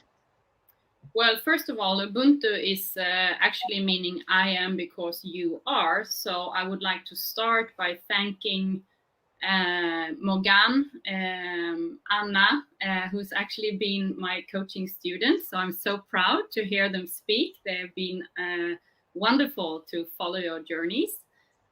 But I would also like to thank Natalia for bringing up some dear questions from actually the journey of being a human, being afraid, and it's okay to be afraid, but you have to face those fears of yours. And also thank you to you, Eva, for having me here today. It's wonderful. As Eva said, I took the first certification course of Business for SDGs back in 2019. But I would like to bring you back to 2013 because that year was actually a dreadful year for me. I spent around 4 to 24 hours a day in hospital. Since my shoulders are dislocating still more or less every week, and I just came out of hospital, so I'm glad to be here. And that actually brings me back to Natalia also, that it's about showing up. It's not about knowing how the end will be, but to show up without knowing whether you will actually reach the finish line or not is what life is about. But in 2013, when I was so dreadfully down, and that was actually some good points as well, because I spent a lot of time recovering on the sofa, and then I had the television as my my closest friend. No, it was not, but I had the television, and I had the opportunity actually to see the interview with Malala Yousafzai when she was nominated for the Nobel Peace Prize in Norway. She didn't get the prize this year, so when they actually told her this, they asked her how she was feeling, and she answered that she was very honored, but that her goal was not to get the Nobel Peace Prize. Her goal was to make sure that every boy and girl all over the world would have the right to education. And she touched my heart so deeply that I sometimes speak about an inner room that actually opened a door that I had never really went through before. And when I actually entered that room in my heart, I found my vision. Because it became clear to me that I want to spend my life to serve in order to practice human rights and create a better world, equal by design, leaving no one behind. Because I am very privileged being a white woman in a Western country with a handicap, but what would have happened if I were born somewhere else in the world? So I feel very privileged to be living in Sweden, having the opportunity to watch Malala that day, to actually enter my room where I found my vision. And this vision actually gave me the energy to start Helena and Pontus Foundation, which is a private initiative where we help women and young girls to lead themselves into a better future. Primarily in South Africa. And that's where I actually found my passion, the joy of giving, constantly learning, and also do everything built on trust. It was during one of my journeys to South Africa that I first heard about the expression Ubuntu. And Ubuntu is a foreign concept meaning I am because you are. And it embraces the idea that humans cannot exist within isolation. We depend on connection, compassion, communities, and simply we cannot do without each other. Now, the philosophy of Ubuntu actually requires us to shift our mind from what we are used to. We have talked about it, I think Morgan mentioned it, that we all measure on figures, and Natalia was into it, Anna was into it. But we really need to think about others at the same time as we think about ourselves. And especially in a time like this, where the world is divided, and I think we've never seen so much polarization that we see in the world right now. So this is expression, I think it becomes more and more important to actually bring with you into everything you do. And if you know Archbishop Desmond Tutu, he once explained Ubuntu as, my humanity is bound up in yours, because we can only be humans together.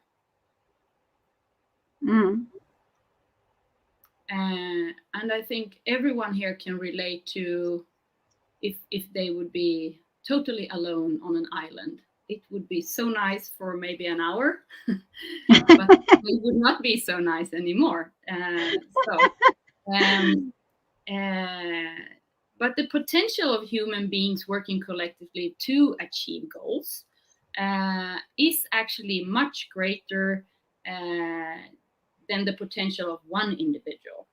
And I try to express this in my mission, where I try to find the potential in people and processes, but also have the courage that with empathy develop those potentials that I find in people and processes. Because when we come to watching things around us, we always have a choice. We can close our eyes and move on, or we can choose to see the problem. We can own the problem. We can solve the problem, and then we can do something about the problem. Right. And I guess for me, when Natalia talks about the why, my vision, passion, and mission is all together answering my why. So for me, it's actually about showing up without knowing what the outcome will be. Yeah.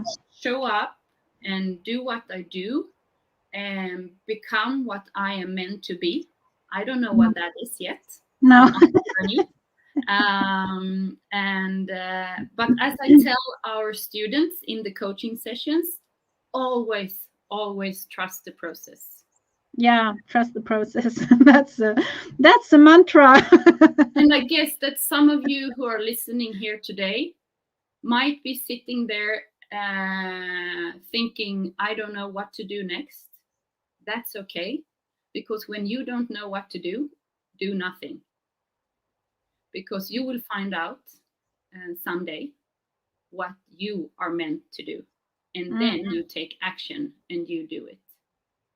Okay. Helena, we have a question here, or a comment. I just want to bring it up. I don't see who is writing it. I'm sorry for that. It's LinkedIn. LinkedIn user says, Helena, have you been able to collaborate with Solar Sisters? Challenges and opportunities in impact measurement. Have you? Well, the easy answer is no. Okay. Not yet. Not yet. I'm always open for new possibilities. All right. Well, we should check that out then. Okay. So you had a project also from Öland, Maten, Jorden och Vattnet. If you could please translate that into English, what was that project all about? And you included Ubuntu in that, right? Yeah. The expression. Yeah. Bringing what I just told you. So for an example, all these thoughts that I live by, my vision, my passion, and my mission, they came very handy in 2018 when we experienced severe drought on Öland in Sweden. Drought in Sweden. Yeah. You don't think that's possible, but it is. It is possible. You don't have to go to Cape Town to experience drought anymore. And that is a game changer for action, I would say. Yeah. And I think it's 4 weeks ago now, we had the last IPCC report. Yeah. And the IPCC report, according to the report, about 23% of global greenhouse gas emissions come from forestry and agricultural. And on the basis of all our food production, our forestries and agricultural landscape are depleted, polluted, and eroded. So what we actually had the opportunity to do in 2018 was to give an informational project on a local history museum together with some colleagues in the United Nations Association and an organization called Hidden in Grains.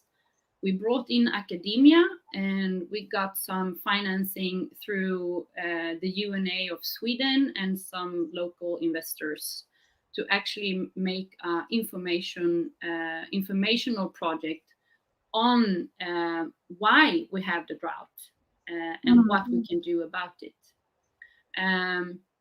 And this actually came about in 2019, 1 year after the drought, and it correlated with me taking that first pilot course of EVAS in Business for SDGs. And those of you who have been in my coaching sessions and are all buzzy in your head when it comes to what should I do with module 1, 2, and 3, I had the same experience.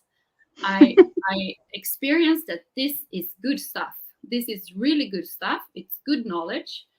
I know I need to know this, but what can I do about it? And then we bring ourselves into module 4 and all the puzzle pieces fall into place. And I know Morgan can sign this. I know that Anna can sign this. And I know Maria is listening and she's in this bus and she's trying to trust the process and know that the puzzle pieces are coming to place further on. So I was in this bus as well, but I could actually bring an easy value chain into this project and map the global goals. We could see that we had a positive impact on goal number 2, 3, and 4. Which is just for people. Actually, yeah, so it's actually no hunger. It's good health and well-being, and then quality education. Because by doing this information project, we informed about sustainability, and we learned those 15,000 people coming to this museum about the SDGs. But we could also bring forward the negative impact on goal number 13, which is climate change, and goal number 14, which is life below water. Yeah. Because agriculture has a very bad impact on the sea around the island where I live. Okay. But we could also connect it in the long run, that if we succeed with this project, we could also connect it to goal number 1, which is no poverty. Because if we could make sure that we support Sweden with food from Sweden, as Morgan was saying, then people in Africa would not be hungry or poor because we give them too little amount of money for the harvest they get. So in the long run, we would also touch goal number 1, which is no poverty.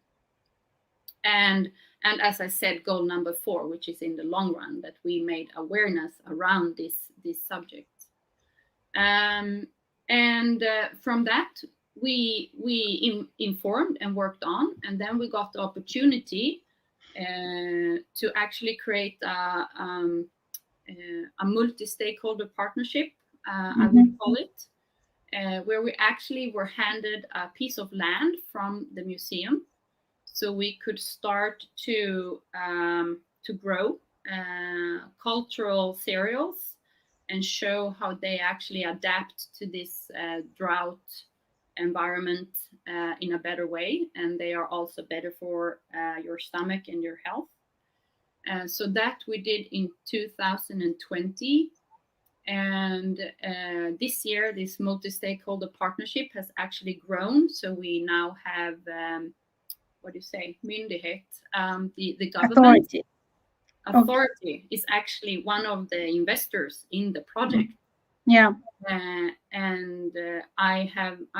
just a drummer girl right now, and they are the front singers, and that is also about Ubuntu, because I am, because they are. Okay. I see. So I can start some projects and bring in all that knowledge. I'm not the one with the knowledge about agriculture, but I brought in the expertise, and then I have them developing the project, and I'm just supporting them and making sure that we follow the business strategy process, and also measuring and trying to scale, because scaling is important here to make more and more farmers to actually know about the project. Yeah. And I would say that this is one of the projects that we have used the business for SDGs. But since 2019, when I took the course, there have been so many different projects, and all of them small, big, wide, deep. They all, you can apply the business for SDG process on all of them. Yeah. And that's trust, because I can trust the process in a different way, both the process itself, but also the business for SDG process. And I know that I will move a project or a company from one place to another place just following the process. And that's an impact. And that's the impact I guess we need in the new normal, or the next normal, that we called this session. Yeah, exactly. Oh, thank you for sharing that. And well, as one human being, as you say, you are not the expert about agriculture, but you brought people together, and you were the expert of the transformational journey, or you being that change leader, enabling people to come together and to do the work together. Yes, because when you say that I was the expert on the I don't know what you call it, the process, or the change process, I would just say that to all of you that are listening, try to be the beginner in everything you do. Don't be the expert. Know your expertise, but be the beginner. Because when you are having the beginner's mind, you have the opportunity to bring in new knowledge from your sector peers, your friends, whoever is around you. And so I think that's a giveaway. Yeah. So Morgan, she's asking a question here. Helena, can you tell us about your favorite SDG? Which one is it and why? Wow. Thank you, Morgan. Well, which one is it? Well, as having the agenda supporting me here, it is hard to pick, but I have a few favorites. One favorite is goal number 5, because I think bringing all, today we are leaving half of the world's population outside of the decision making. And when I started off saying that I use my engineering title in Africa, that's because when they hear that I, as a woman with an engineering exam, that they don't really get that together. So I must be very bright. And then they invite me to the table, and I'm with them to talk about the future. And it's not supposed to be that way, because the most important decision, I think, are not made around the table. They are made out in the community, when people are taking responsibility for their own actions. But goal number 5 is close to my heart, and that also connects to goal number 10. They are diversity and inclusion together. So they are one goal together for me. But then I also love goal number 17, because if you want to run fast, you should run alone. if you want to run far, you should run together. Right. That's so true. Everything Okay. is so much fun when you do it together. Yeah, of course. I mean, try to eat a whole chocolate cake and you will feel bad afterwards. And if you share it with someone, you will just enjoy the chocolate and Yeah. So well, tell my kids, because they are never sharing their chocolate bars with me. I'm just kidding, but okay. So so this concept, the Ubuntu, this is something that you well, it is like a guiding star for you, or how do you use it in your work? Well, I believe that if people around me, now we get back to a hotel in Milano, and we shouldn't do that, Eva. We take that will be a cliffhanger for all those who are listening. But I mean, how can I be happy if everyone else is sad? Right. So, and I could actually end with a quote from Jane Goodall. I think most of you know Jane Goodall. And she says, you cannot get through a single day without having an impact on the world around you. What you do makes a difference, and you have to decide what kind of difference you want to make. So, I mean, having an impact in the next normal, we don't try, we do. And it's not if, it's when. Okay, that's wonderful. And one last question for you.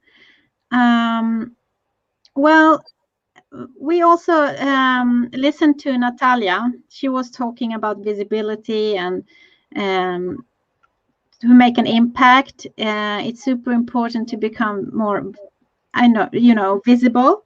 So how do you ensure that you are visible and spreading your beliefs and thoughts and knowledge? Well, when it comes to LinkedIn, I would actually need Natalia's help because I am not very visible in social media. We all have our flaws and fears, as she said, and there's one of mine. So please, Natalia, if you're listening, I'm open for suggestions. But I also trust what she said about it's not about how many likes you get and how many figures you can reach and how many dollars you make. I mean, when I go to Africa, I more or less empty my pockets, and I'm the richest person in the world when I go home. I don't know if you can relate to what I say. Yeah.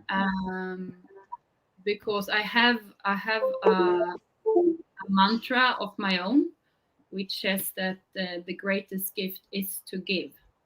But you need to give in a way where your soul is thriving when you see other people thriving, happy, succeeding.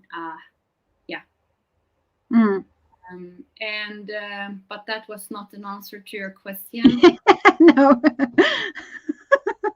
I think I actually believe in doing good in everything I do. I try to do my best. I'm not perfect in any way. I'm perfectly imperfect.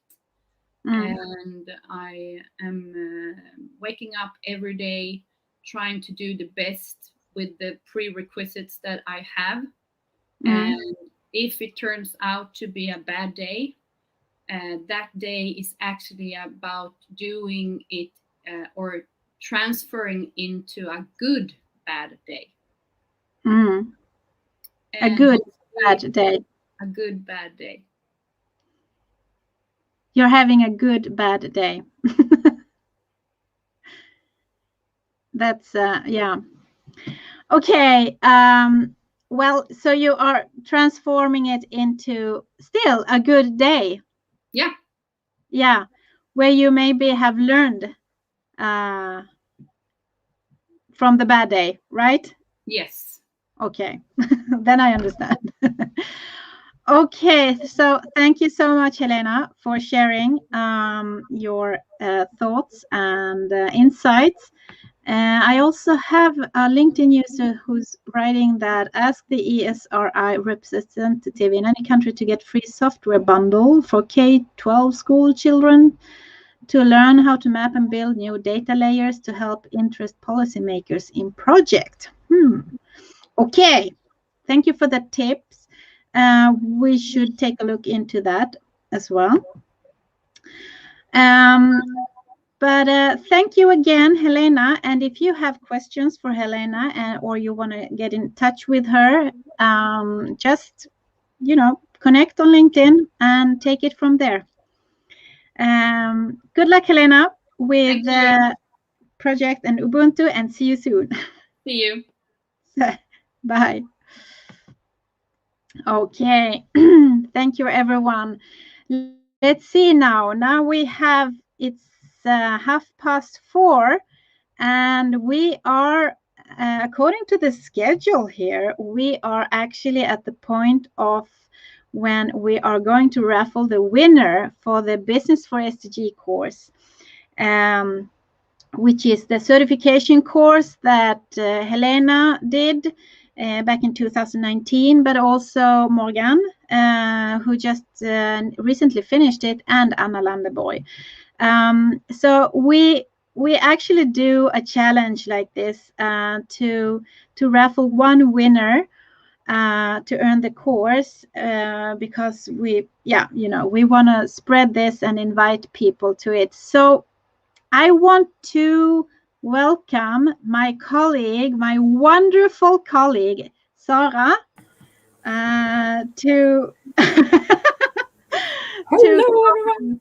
The raffle.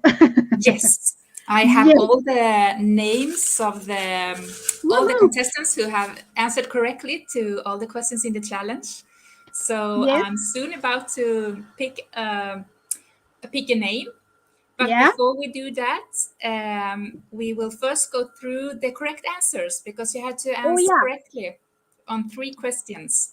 So Right. I will go through the correct answers first, and in here is only the names of the ones who answered correctly to the questions. Yeah. So just wait a second. We just need to make sure that people are here who is part of the contest and the challenge. So I'm not sure. We don't see you guys, so it's always difficult to know if you're here or not. But the winner, it would be great if the winner is actually present right now and can accept the prize. But okay, if you are here, just do a thumbs up or say hello in the chat, and we can see that then. Well, I'm reading the correct answers. And I think it was said in the email that went out to everyone that you needed to be present in order to have a chance to win. So if the person is not present, we will take another name. But I read the correct answers in the meantime while people make thumbs up that they are here. Yeah, we have Ulrika is here. She says, let's see, maybe Osa is here. Veronica is here. Okay, good. Hi, hello, Veronica. All right, let's see. Okay, so please, Victoria is also here. Okay, good. And hopefully, many more. Emil is back. Oh, sorry. Let's see. I will just shift the banner. So we will raffle the winner, Business for SDGs now. So please, Sarah, go ahead and tell us the correct answers. Yes. So there were 3 questions that you had to answer correctly to. So the first question was the Sustainable Development Goals came into force on the 1st of January in 2016 with the purpose of creating a better world. Guided by the goals, it's up to all governments, businesses, and civil society to build a better future for everyone. But how many years are left until we shall have reached these goals? And the correct answer, as we have also seen through the day here, is 9 years. So 2030, so Agenda 2030. Yes. So the correct So answer 9 is years. 9 years is the correct answer. yeah. And actually that question, everyone who have contested answered correctly too. So that is great. Great. Yes. The other two questions were a bit more tricky. There were a few, wrongs about that, but it's good. It's a bit challenge as well. So question number 2 is, businesses are vital in achieving the SDGs since businesses is the engine of the world and also has a huge impact on the planet and our societies. So out of the 100 largest economic entities in the world, how many are businesses? And the correct answer is actually 70. 70 of the 100 largest economic entities are businesses, and the other 30 are countries. So this is why Right. businesses are vital in this transformation. Yeah. Okay. And there were some people who didn't answer it correctly. Yeah. No, there were the choice of 50, that 50 are businesses out of this 100, 60 and 70. And they were all kind of mixed. Okay. But 70 is the correct answer. Yeah. So that's why businesses are so vital to achieve the Agenda 2030. Yeah. So the last questions you had to answer correctly to were, which of the SDGs has a target stating encouraging companies to adopt sustainable practices and sustainability reporting? So under each of these 17 SDGs, there is targets connected to these SDGs. So this target, encouraging companies to adopt sustainable practices and sustainable reporting, are connected to SDG 12, responsible consumption and production. Yeah, and right. Here was also a bit of different answers. So here are truly the ones who have answered correctly to all of them. Oh, great. So now it's exciting now. Yeah, there are many people here. So okay, let's see. We have names. Sarah is here, Robert, Ulrika, Jennifer, Emil, Victoria, Veronica, Ulrika. Yeah, that's the ones that I can see. Maybe someone is writing right now as well. But okay, please continue. Yeah. Then here so you're actually picking a name now. Yeah. Sorry, you didn't see the bowl, but I already picked one, so I can't make it again. It would be. Paulo is here too. I hold it a bit further up. Okay. But here is a name, so everything is fair and square. I'm excited as well. So the name on this note says Jennifer Folin. Jennifer, where are you? Are you here? Folin. She was here. You saw her name? I saw her name. Jennifer. Yeah, she's here. Yeah. Jennifer Folin. Woo! Congratulations. So while you're here? Yeah, she's here. Yes, her name. Yeah. she's here. Okay, wonderful. Yes, I will read her. I will read a bit. Everyone had to write also like why they should win the course and the best tips for introducing.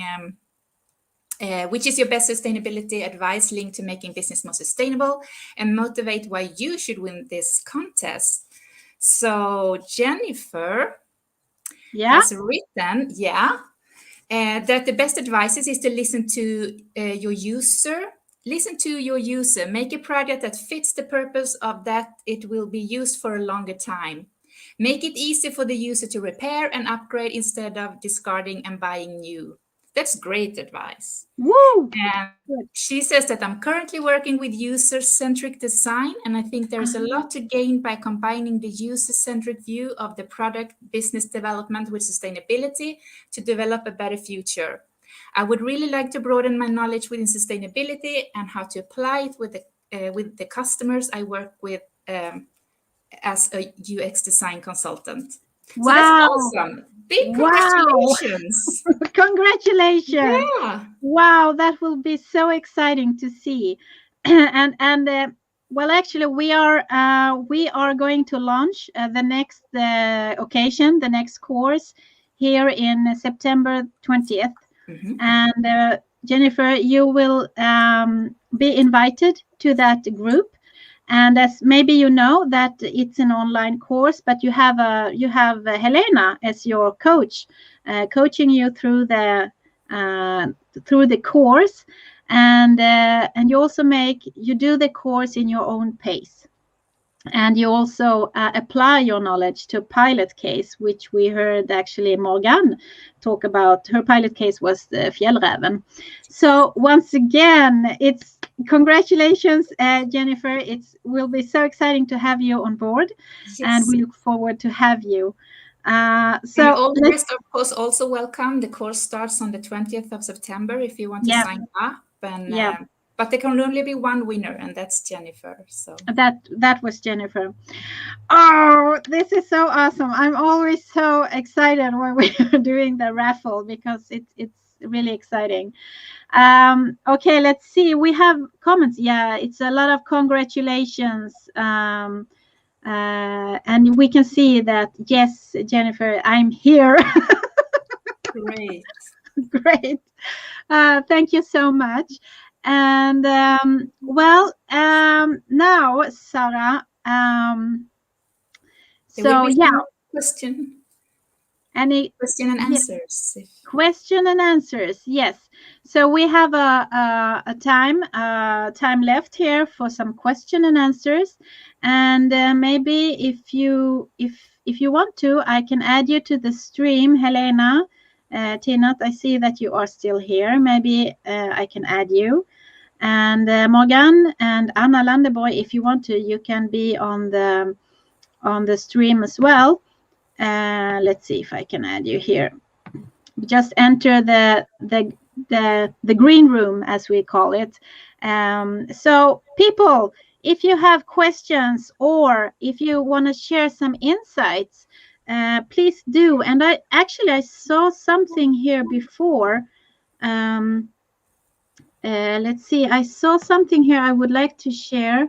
I think it was Maria, you were writing quite a lot here. And you were sharing something that I didn't have the time to present, but now we have. So what you're writing is, I remember back in the 1980s when producer responsibility, producentansvar, was discussed. And at first companies didn't show interest in making a change. For example, toothpaste was sold in tubes inside a box wrapped in plastic. Yeah. So consumers started conducting civil disobedience when making purchases. They removed the packaging and left it behind in the store. What? Today, toothpaste is sold in tubes.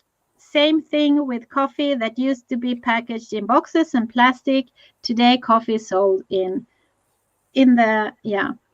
So this is a really good example, Maria, actually, to just bring up that in 1980s we had a lot of packaging through the or around the package. So there are some good examples. Change is possible. Sorry? Positive change is possible. Positive change is possible. So thank you for sharing that, Maria. And well, yeah, if you have other insights you want to share or links, please do. Or ask questions. Now we have both Sarah and Helena here. I'm switching to Swedish soon. So let's see. Helena and Sarah, do you have any good tips also about being a responsible consumer? Maybe you want to share something with us. Well, you have said a lot of great things, like what you buy. That I don't remember if it was Ulrika who it was, like asking when you buy something, do you ask yourself, like, do I need it? And if I need it, can I borrow it? Or which is the best quality product in that case, and so on. But I think no matter if it's like, of course, what you buy, and of course buying secondhand, and no matter what you do, I think also an important tip is actually to share what you're doing. No matter if it's that you go off meat some few days a week, or if you buy secondhand, or if you put solar panels on the roof, or redesigning your home with only things from like how do you say, like from secondhand and use things like paint instead of buying new. The important thing is to share it and tell it and communicate it. Yeah. Because the science says it's not the money that determines if we're going to change. It's not if it's good for our children. It's actually what others do, because we are social beings. So if we're going to make a change, we need to share what we are doing, because then others will do.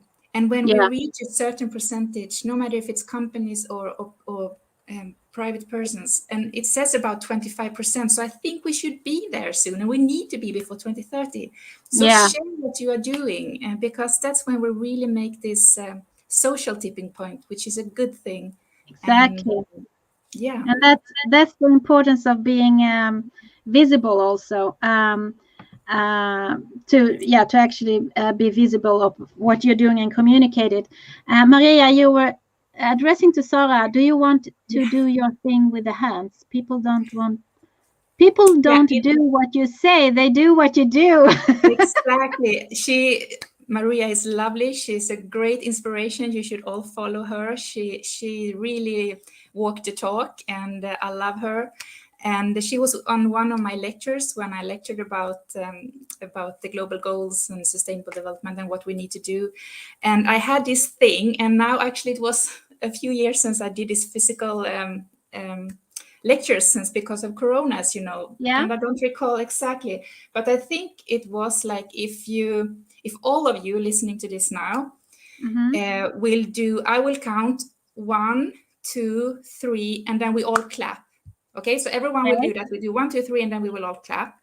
Okay, so we do it now. 1, Together. 2. No, yeah. You see? Yes. You don't do what I tell you to do. I said 1, 2, 3, clap. Yeah. But if I do 1, 2, you will do what I do, because we see and we're like, oh, did I miss something? So that's like, we don't do what we are told to. We do what others do, and so that was a good example. Thank you, Maria, for bringing that up and making Sarah showing us that exercise. Yeah, I think it was something like that. Yeah. Yeah. Okay. So well, I don't know if we have. No, it doesn't look like we have any more questions or so, or insights, but I think if we summarize this event about the next normal in business and how to make an impact in next normal in business, first of all, I think as you say, Sarah, it's so important to do it, to take action, and to communicate it. And no matter if you're private persons or business, as we have also talked about today. Right, because companies could also be the ambassador companies that others will follow and take lead. So, and there are companies now being in the front and leading the way for sustainability. So that's wonderful. And also, I think we also talked about transparency, being authentic and transparent about who you are, where you're at, where you stand, and related both to persons, to us ourselves, but also to companies, to being transparent about the work. And yeah, what would be the third thing? What do you think, Helena and Sarah? If we just summarize it. The third thing, sorry, now I was well, if we just summarize it, being take lead, take action for others to follow, being transparent and authentic, and what would you say would be the third thing?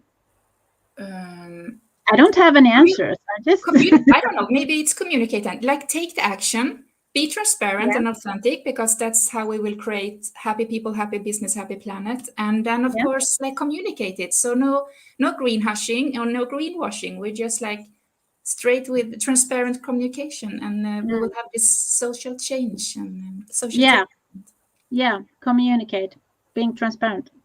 Okay, and visible. All right. And taking action. And taking action. Foremost. Yeah. And work. Hey, partnership, of course. Yeah, partnership. There were so many. Goal 17, partnership and working together, like this day, co-create. That needs, of course, to be number 3. The communication can be under the transparency. So instead, we take action, transparency and communication in one, and then partnership, but maybe in the other way. We start with partnership and collaborations. Yeah. Well, thank you so much, everyone, for being here and participating. And thank you once again, Helena and Sarah, also for doing the raffle with the winner. And Jennifer, welcome to join the program here in late September. Thanks all and see you soon. Bye-bye. Bye-bye.